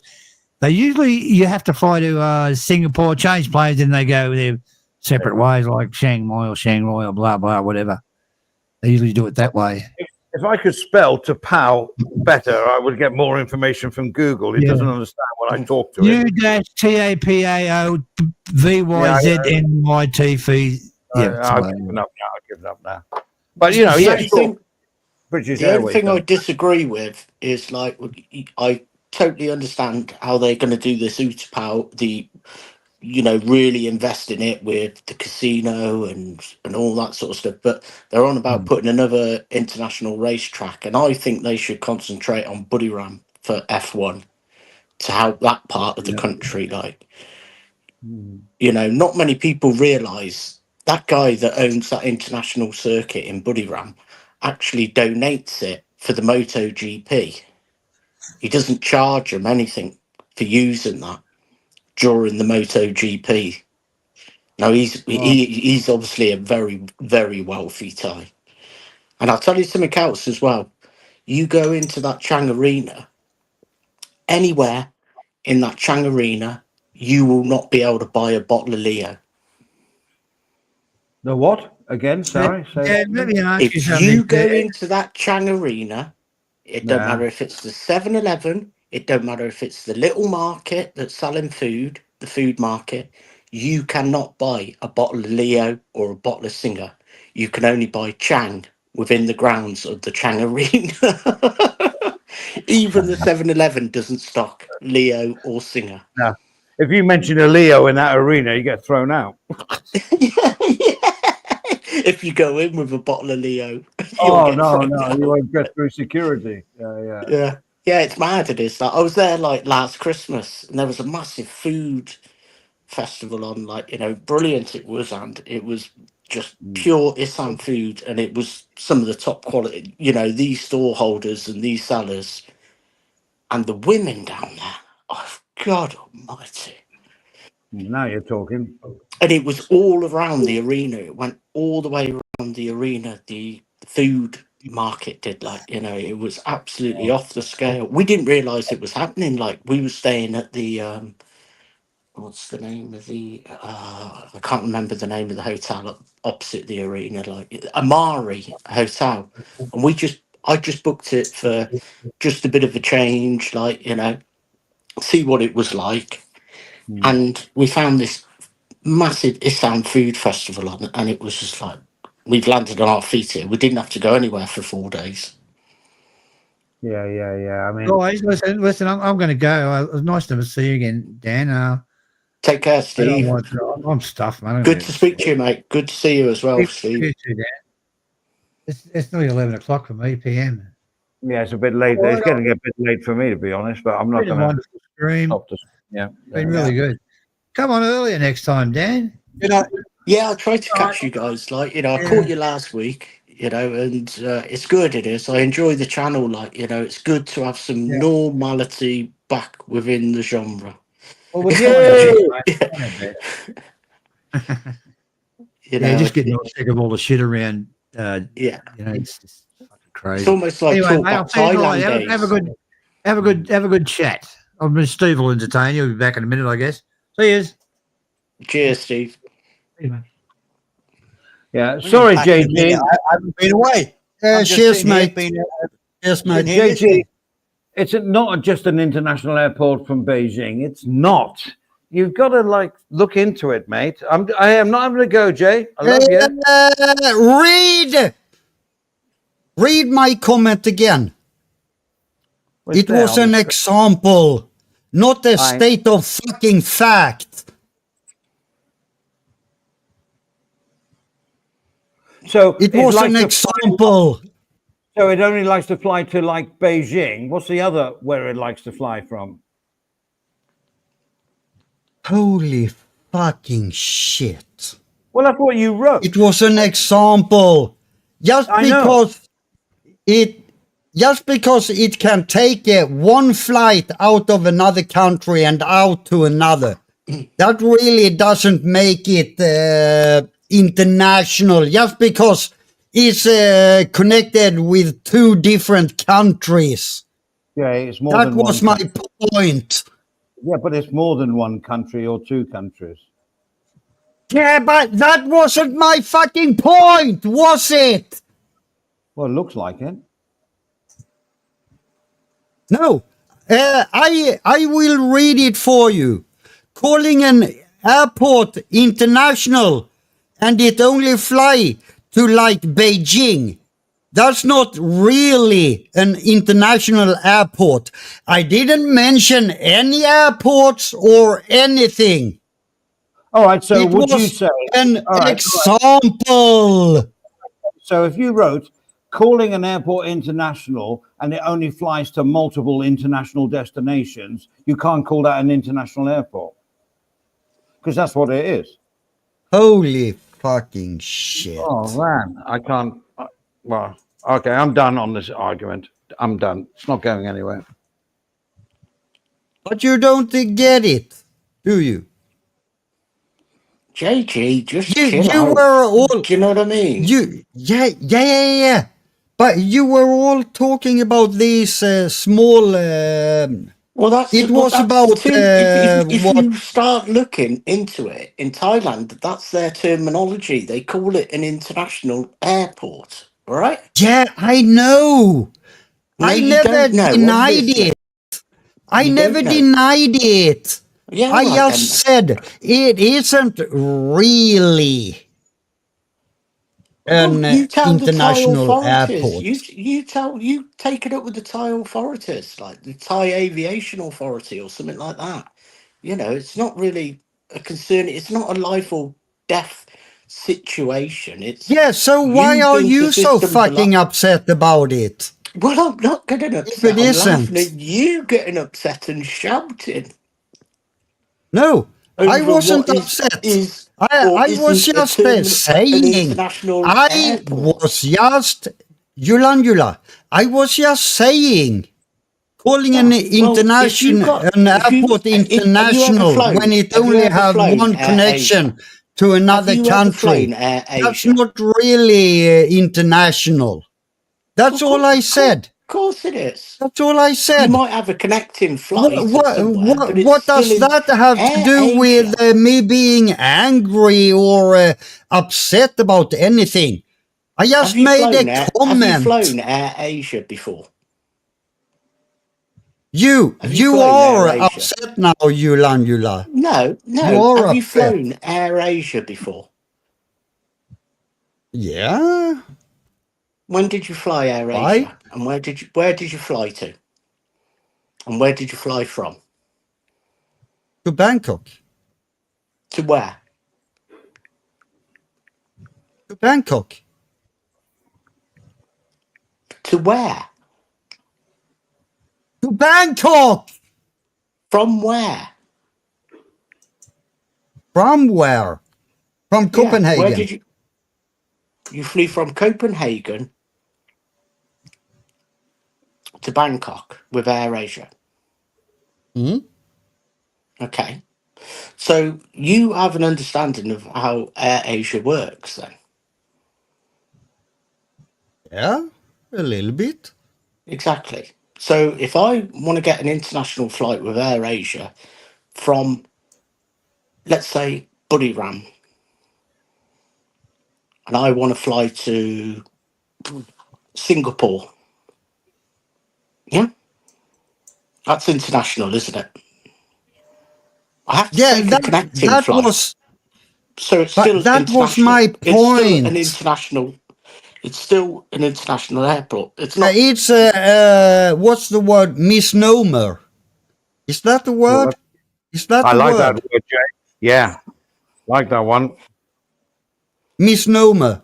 Isn't that the word for it? Because I it don't isn't know. really international. I can't fly from here to there, can I?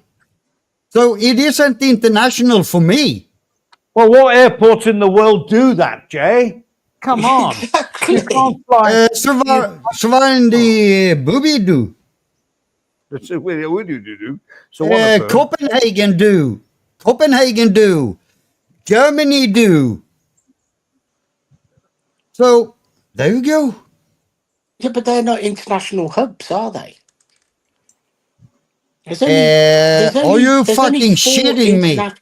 What is there about four international Yula, hubs in the now you're world? just trolling me as usual, so I won't fucking No, comment to I'm your saying, fucking comments. Jay, there's only four international. Is it four international hubs in the world? There's two in America. You got Heathrow and you got Schiphol. okay, hang on. I've just Googled it, right? It says Yeah, several international airlines fly to Utapao International Airport, including Air Asia, Bangkok Airways, Qatar Airways, and Emirates. So doesn't that make that an international airport? Mic drop. Yeah, fair point. Fair point. I rest my case. No, Jay, I actually really understand what you're yeah. saying. But as a Thai, I just think the more airports, the better, as long as they don't all fly over my house. You know, which one's flying over now? But it brings in economy, you know, it brings in money. Whether it's easier to fly to Dongmung, Suvarnabhumi, or Sapao, I'm not an expert at that. I think it depends on. Yeah, I just told you. I back down on that one. Yeah, No, you're it's cool, good. bro. It's good. It's Yeah. good. No, I It's love good. debate. I love debate, mate. I love debate, Jay. You're great. There's nothing wrong with it because I was actually querying myself. So I've been Yeah, googling well, if I'm proven wrong, I'm not you admit it. afraid Yeah. of backing down on it. So if Emirates are flying So- there, there may be a future. Hence, they're building a second runway because maybe then they might get British Airways. They may get all the other, I don't know, KLM or whatever landing there. You don't know, but it's nice to see their adventure to try and do it because I think it just enhances the country. More people in, better, right? Of course it does. Of course, That's it all can I'm only saying. help. Yeah. It's like in Buriram. I keep referring to Buriram. They wouldn't have built this new terminal and everything if they didn't think that MotoGP wasn't going to stay there.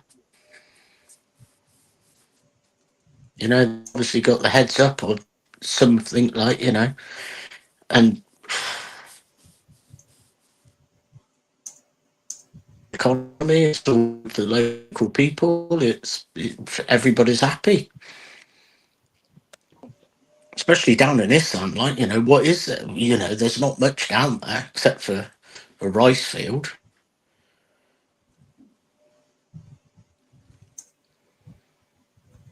I've never been there, so I can't tell. Yeah, it's good. It's good. It is, JG. It's good. You get a good insight into that in Bangkok or anywhere. You've come out of the safety net where a lot of people go, which is that certain place, Pattaya. You're out.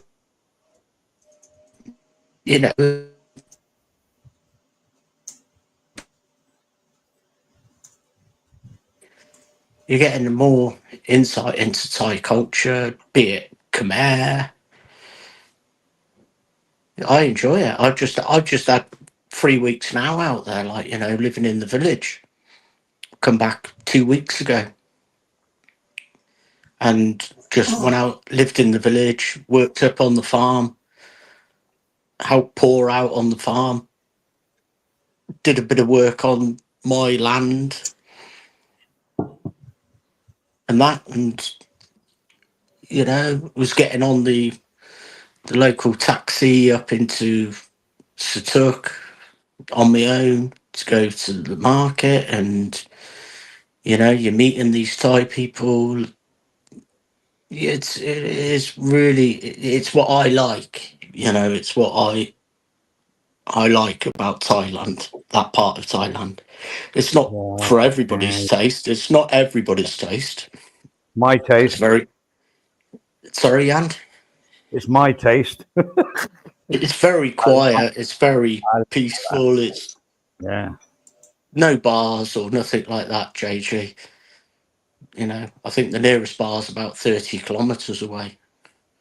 Yeah. And that's not even a bar. That's just like a pizza place, and that's in Satuk. If I go to Buriram, there's a couple of bars, but me and the missus went up to Buriram, and you start walking around Buriram and you start learning about, because it takes a few years to learn a place because you're making mistakes. You're staying in hotels that are a bit out the way, and you're going into like a little safety net, going to a bar that so you're getting the taxi from the hotel to the bar, and I like you the might go term to a safety shopping net. centre, I like safety net. I like that. But it's good, that safety net is, but then when you start expanding from that safety net and learning about the place, that's when it becomes like, this is fucking good, actually. This is where I could live. I mean, I think Stephen, before he left, he sort of like listed out the airports now. And back in the day, a lot. I mean, I can remember Chiang Mai, it was just domestic only, no international. And, the more international airports we have, I don't know about the deals on airlines and how much it costs to go here, there, or whatever I don't know. But for me, it just brings a number of people in once a day, 7 days a week or whatever. And there's people, where are they going? They're going in and spending money. Thai economy. So I like that. How much it all costs, I have no idea, Jay. As you said, I do like Chiang Mai. It's one of my favourite places in Thailand, Chiang Mai. I love Chiang Mai. I just love the arts and crafts. I love the arts and crafts up there. It's just off the scale. I've never seen anything like it. My brother came over, and he's a guy that researches stuff. But we were staying where that canal is in the middle by the gateway. Yeah, we're in a bar called Mad Dog, which is a great bar, good music and everything else. And he says, right, tomorrow we're going to meet here, have breakfast, and we'll go for a walk. And we went for a walk, and he took me to places that I didn't even think walking distance is. 1 kilometer.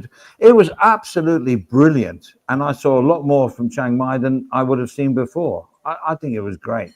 I like it. I like the people. I like the people. Yeah, brilliant, mate. It's brilliant. I stayed in the art district. I did when I was up there. I think that's where I walked. Yeah, exactly. It's just absolutely. It goes from anything from a piece of furniture that's being made to a piece of pottery that's being made. It's just off the scale. Yeah, just fantastic. You just Jay, have you ever been to Chiang Mai? I've never been there. No. All right. Yeah, maybe next time you're over, worth the trip, mate. I think. Forget the overnight train. Yeah, you need to fly to Pau to.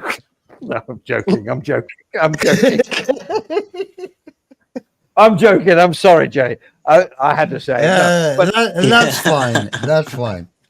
You get it right. I'm sorry, Jay. You get it right. Yeah. But no, seriously, tourists,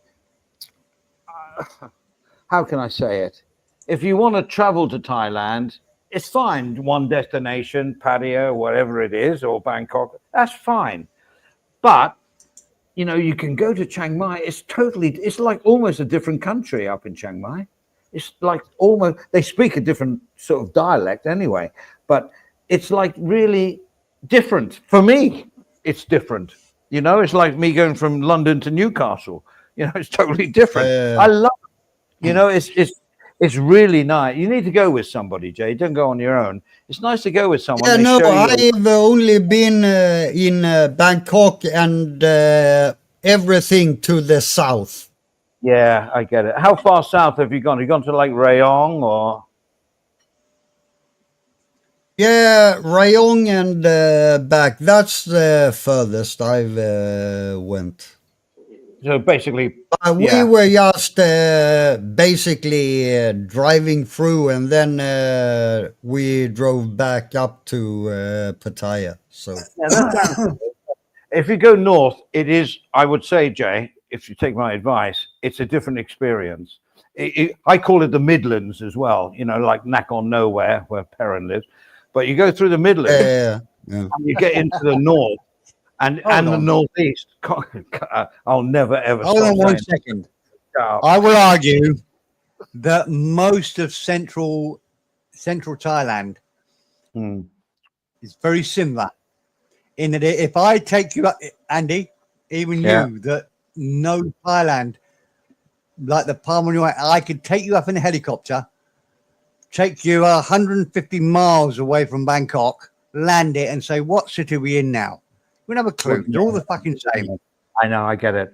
Whereas in England, you could drop me in a helicopter somewhere, and I could work out roughly where I was. Not from navigation or the sun or whatever, just by the building and what it looks like and whatever. You can tell. And of course, in England, the big thing is as soon as somebody speaks to you, you know where you are. Exactly. I was going to say the dialects. Yeah. But I think, Dan, I think you can do it just on look. You go to the north of the country and the bricks are different. Yeah, Buildings different. The old buildings definitely different. you go into South Wales. Norfolk. You go to South Wales. You know you're in South Wales. Yeah, You know, you go up to Newcastle. Norfolk is a huge place. You can go to Norfolk, and it's all so flat. Anyway, you go to the southwest where I come from, and you can see the big hedges. You can't see any fields. It's just huge hedges, no view at all. You know you're in Devon, Cornwall, that sort of area. It's very easy. In Thailand, if I dropped you, it is anybody. Don't care how long you've lived here, how much you know. If I took you in a helicopter, I could take you 30 minutes away, or I could take you 2 hours away, drop you in the city, and I'd say, right, where do you think we are? You wouldn't know. No idea. We've got a wet market here. We've got everything. It's all the same. Jay, Chiang Mai, I think what makes the difference with Chiang Mai is it's slightly oldie worldy as compared with obviously the capital, but the people make the difference. The people make the difference. They are nice people. I mean, I've never ever had a problem with, well, I don't get problems anyway, but you know what I'm trying to say. I like the whole atmosphere. Like my Bear's brother's wife, she is from Isan. So we will probably go there eventually. I think so, bro. I think that's good, Just to give you It's just like Bear's whole family, they are brought up in Bangkok, so that's where we are. That's where they're based. That's it, JJ. Like, you go to where they're based, and that's like anybody that's in a relationship with a Thai lady. Like, you go to where they're based and you learn where they're based. You don't. Can I ask you a question, Dan? I should know it because I've known you for bloody years. But yes, I remember the first time we ever talked. Not cool. But after that, it was good. Your lady, which part of Thailand is she from? She is south east of Buriram, so she's down on the Cambodian border. Okay, got it. I got it. And the town would be, or I mean, don't dox, but sort of.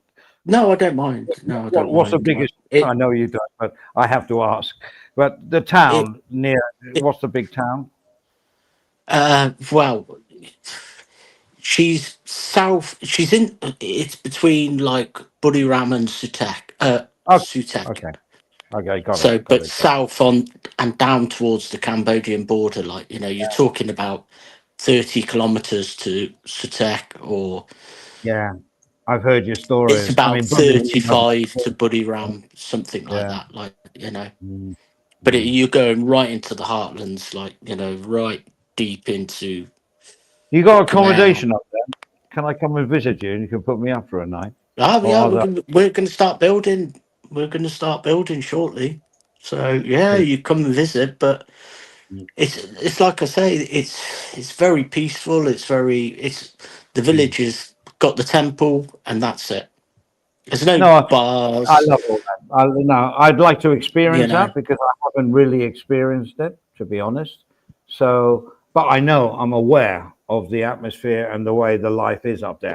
Totally. Do you know what what they were saying to me the last time I was there? That a few weeks ago, like people were, and the missus was translating, like and I didn't really realize, like they were saying like. He's a nice Farang. He doesn't look down on us, like he's not looking at us like. Well, do they get many tourists up there? Do they get many Farang up there, or what's the situation? We got one in the village. One Farang. Which I've never met. one Farang in the village that he's a British guy. I've never spoken to him, like, you know. And then on the outskirts of the village, there's an American that's built what I describe as a chicken shed, because I can't tell between his accommodation and where he keeps his cows. I think he's a bit eccentric. Oh, really? But Oh, lovely. yeah, the lad that comes and Sorry, works, lovely. the lad that works for him, like, his name Eggy, he comes and visits me, like, you know, and he says to me, like, I'm just grabbing 500 baht a day off him, Dan. I say, I don't blame you, Eggy. You know, he's got like, has he got a long beard and long hair and like? He's I like don't a know, I've hermit. not seen him. I reckon he looks like that. Yeah. I Oh, say to that's the cool. missus, what is the house and where's the chicken house and where does he keep the cows? And the missus said to me, like, well, that's the air conditioning unit on the back there. Look down. I think that's his house. And it's like, shit, the bed. I know. You know, I think, I have a story, a quick story. A friend of mine got married somewhere up there near Buri Ram or whatever. And he was a fairly wealthy guy, and he paid all his guests from Bangkok a flight, and we flew up there. But hang on a second, let me mute the parent here. Hang on.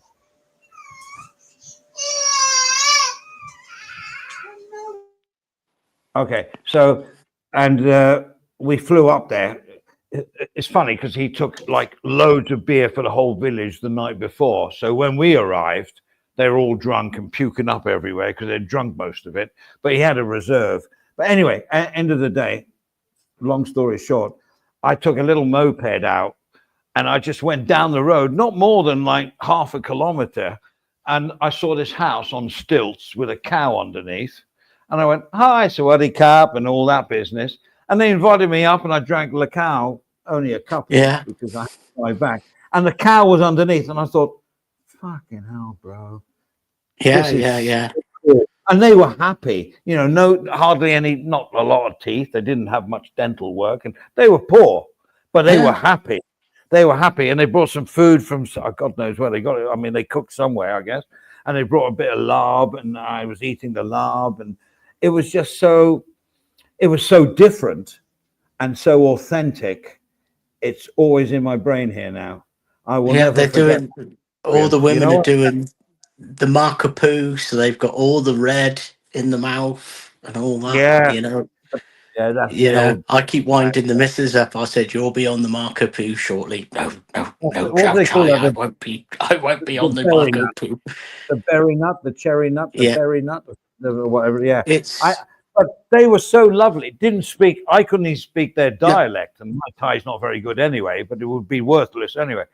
But we all sign language and a little bit of like charades going on, and we had a half an hour cross legs, sat with them, taking a little bit of food and the county owl and everything else, the cow, and they were so happy that I stopped and said hello to them. You know what I mean? Like there was no, well, give us your bloody website number, or you know what I mean. There was no. There was no what's the word? They weren't doing it for any future benefit. It was just he passed here, he stopped, he said hello, come into our house, have some food, and that's the experience I've only. It was near Buri Ram, I reckon, but I don't know. Yeah, where it it's different. It is like, you know, I get up in the morning and you look across the shop, like you see the guys going in there and they're getting little Red Bull bottles, and you think they're on the Red Bull, but they ain't on the Red Bull. They're on the Lao Cow. Yeah, I know. And they sell shots of Lao Cow for 10 baht, and it's a Red Bull bottle full of Lao Cow. And they're necking the Lao Cow first thing in the morning, and it's a different world. But you got to be careful, like, you know. I've learned over the years, like, you know, you'll bump into like lads that have been on a Lao Cow session, like, you know, and these lads are absolutely fucking off their head, and they'll try and scav money off you and try to get you to buy them beer and all that. But not the older generation. I've got to a point.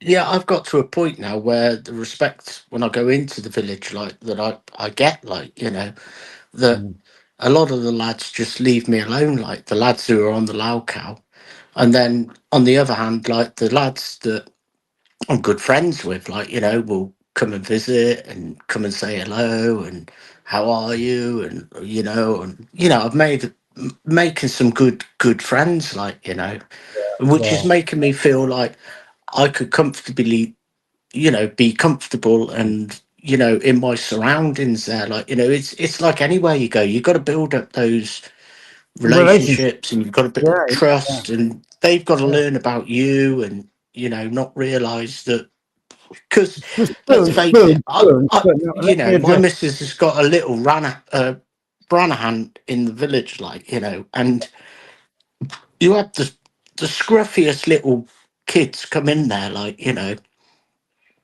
for the young, you know. for Yeah. some French fries or something like that, like, and they're at an age where they can't even, I was there when I was there, like, little girls come in, like, want 20 bahts worth of French fries for breakfast, Lovely. and they like sugar on the French fries. Yeah. Well, Do you know what I mean? Like, it's, and may, may I disagree? cannot you Hang on, cannot Dan. discriminate between a little girl who has got absolutely nothing and the family are really, really struggling, Yeah. to Gam Nam, who is the head of the village, like, and Gam Nam Yeah. is generally quite a Yeah. He's wealthy the man. guy, like, Yeah. Yeah. yeah, Yeah. he's the man, like, I know. He's like the Godfather, right? yeah, he's like the Godfather. And I met Gam Nam on many occasions, like, and Mm. he's Listen, he's good. hang on a sec, Dan. I just want to. Spoon's going bar, wah, wah, wah. Just because you can't contribute to what we're talking about doesn't make it bar, wah, wah, wah, wah. Unless you've, you know, you haven't experienced what we have done. So you can't, from your experience, comment on it. But it doesn't mean because you don't understand or have experienced it that it's bar, wah, wah, because it's not. It's real life in Thailand. And we love it. Dan loves it. Perrin loves Yeah. it. Clark lives, and Jay loves it. He wants to go to these places and experience it because it's traveling. So Spoon, I know you're trolling, and bless you, mate. No worries, but it's not bar wah wah. We're not talking about other channel YouTubers and saying what cunts they are and what bastards they are. Or sorry, I swore. I'm really sorry. And we're not into that. We're just experiencing our life in Thailand. What is wrong with that? Sorry, Spoon, but I had to say that. I'm sorry, mate, but it's true. Very well said, Andy. Very well said, mate. Yeah, definitely. Well said. The only problem is I didn't read his bow wow wow the same way. I thought it was like an acronym. That Spoon, he wants to talk gangster, somebody with doesn't he? Like, curly kids. You're in trouble now. I don't know. He goes into us like really not badly trolling wise. I could go into him and give him a thrashing in the sense of trolling, but I don't want to because it fills me with negative. I don't want to do any of that negative things. Here we are. I don't think South takes it seriously. I think South is just here for not South, Spoon we're on about. Really dislikes you, me, or anybody on here. Spoon, just not South. The way he's grown up doing. I don't take anything South says seriously. Sorry, not South. South, it's Spoon. I don't think anything Spoon says seriously. Yeah. No, and he doesn't mean you to take it seriously. South. To be honest, I don't take anything South says seriously. I think South quite likes us as a gang. Yeah, South is living it. Even South is down in Cambodia, isn't he? He's you've got to respect that. Just had a new kid. I'd just like to address Sean the Prawn, who we used to talk a lot back in the days. I'm not going. It's not a documentary about me. How did you come to decide to move to Thailand? It was a process of just over time. It was just that. I came here for 3 months and stayed 43 years. So it was a time, but I liked it, and they liked me. Thailand liked me. I liked Thailand, and then you get married with children, and that makes moving decisions a lot more difficult if you wanted to move. And I wasn't a prisoner. I just enjoyed everything that Thailand gave to me, you know, with its all negativity, which there is, loads of it, as in any country.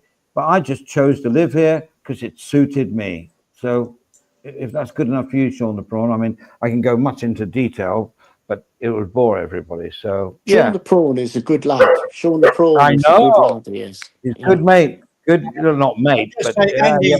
you could not be all wrong. Your life story is fucking brilliant. And I don't swear often, but you're the most modest man I've ever met. Well, no, I don't, you know. Yeah, Camera off. definitely. It is one to like that's not going to be repeated. That's for sure. No, I'm not saying Well, I'm it not can't proud. be repeated. No, I'm not saying I'm proud in myself of what I've done, but I don't want to put that on anybody else's. You know, I But feel the happy with respect, myself. No? you know, for people who are interested in Thailand and people that are living in Thailand, you know, Andy, you are like, and I think there's a lot of animosity towards it, but towards you, sorry, but you know, the knowledge you've gathered, it can't be repeated. Do you know what I mean? It's like shit the bed, mate. This is a guy that Yeah, was, you know, yeah. very I don't unusual, Dan. I don't It's just understand very that. unusual. I don't understand Nescafe. Andy Bangkok, you entertain that Mong far too much, lad. I like being called lad. That's cool. Could not find Thailand on the map. Who are you talking about, Lieutenant? I don't know. That's a I'm not weird sure. comment. But Hold on, yeah. let me go back up to see. No, I don't know. There's nothing earlier. Well, There's South, nobody yeah. on here. There's nobody on here that I would call a Mong or a Munga or whatever. There's Oh, nobody. he wasn't calling me a Mong. I think I don't know. I don't. No, he said you're entertaining a Mong, and there's nobody on the panel that I would consider a Mong at all. Oh, I couldn't mind. My missus would go mad. Anyway, gentlemen, I've had a great time. I'm going to call it a night, only because it's been so good. If I stay on here now, I'll get more drunk and embarrass myself. Whereas I think if I leave now, I'm getting away. I'm getting away unscathed. I haven't done anything too bad. Andy, right, thanks Steve. for everything done. It's been great. JG. Hold on, JG, you've been great, mate. I hope you come back on next week. Although I good to see think JG. we have a good argument. I love you on here, Dan. Great to see you again. Yeah, it's been Stephen good. Clark. Everybody's gone, but thank everybody, South, everybody in the chat. Sean the Prawn, Lieutenant Nescafe especially, but we don't really know what you're talking about, mate. Well, he was now about Spoon. One more. That was what it was. It was about Spoon. I was going to say, like, before you go, Steve, I think JG's AI brought a brilliant twist to the chat today. Oh, I absolutely. was sat in the pub watching it, like in the beer garden, watching and trying to listen to what was going on, like, you know, and the chat funny. Salves and JG's AI was classic. Yeah, I know. So Dan, Dan, I'll be totally honest with you, Dan. We haven't put a lot of effort into this week's show, but I've really enjoyed it. We haven't had a topic. I've thoroughly enjoyed it. And me too. Because yeah. We're once again being totally cards on the table. We're thinking of going a different direction with the channel. We were thinking. We've sort of said, no, we quite enjoy this or whatever. So we had a sort of a, how would you put it, Andy? We've had a sort of lazy week where we haven't done too much and we just came out for a chat. Well, don't underestimate. Yeah, don't underestimate the work. That's the thing. Erin, that's the thing. Without drama, we can talk about all kind of stuff. I know. Yeah. But I wanted. What Perrin said is we didn't put a lot of work in. Actually, quite a lot of work went into this show with all the news clips and the production in the beginning. So it wasn't done thoughtless. It was just we didn't have a topic. By the way, next week's topic will be Thailand's service industry. Is it better than the West? And that's like restaurants, banks, hotels, whatever. How does it fare with the West? So that's next week's topic. So that'll be good. That'll be good. I think so, right? I think Yeah. that's pretty cool. Okay, Dan, I'm gonna. Oh, we all have opinions about that one. I know exactly. Exactly.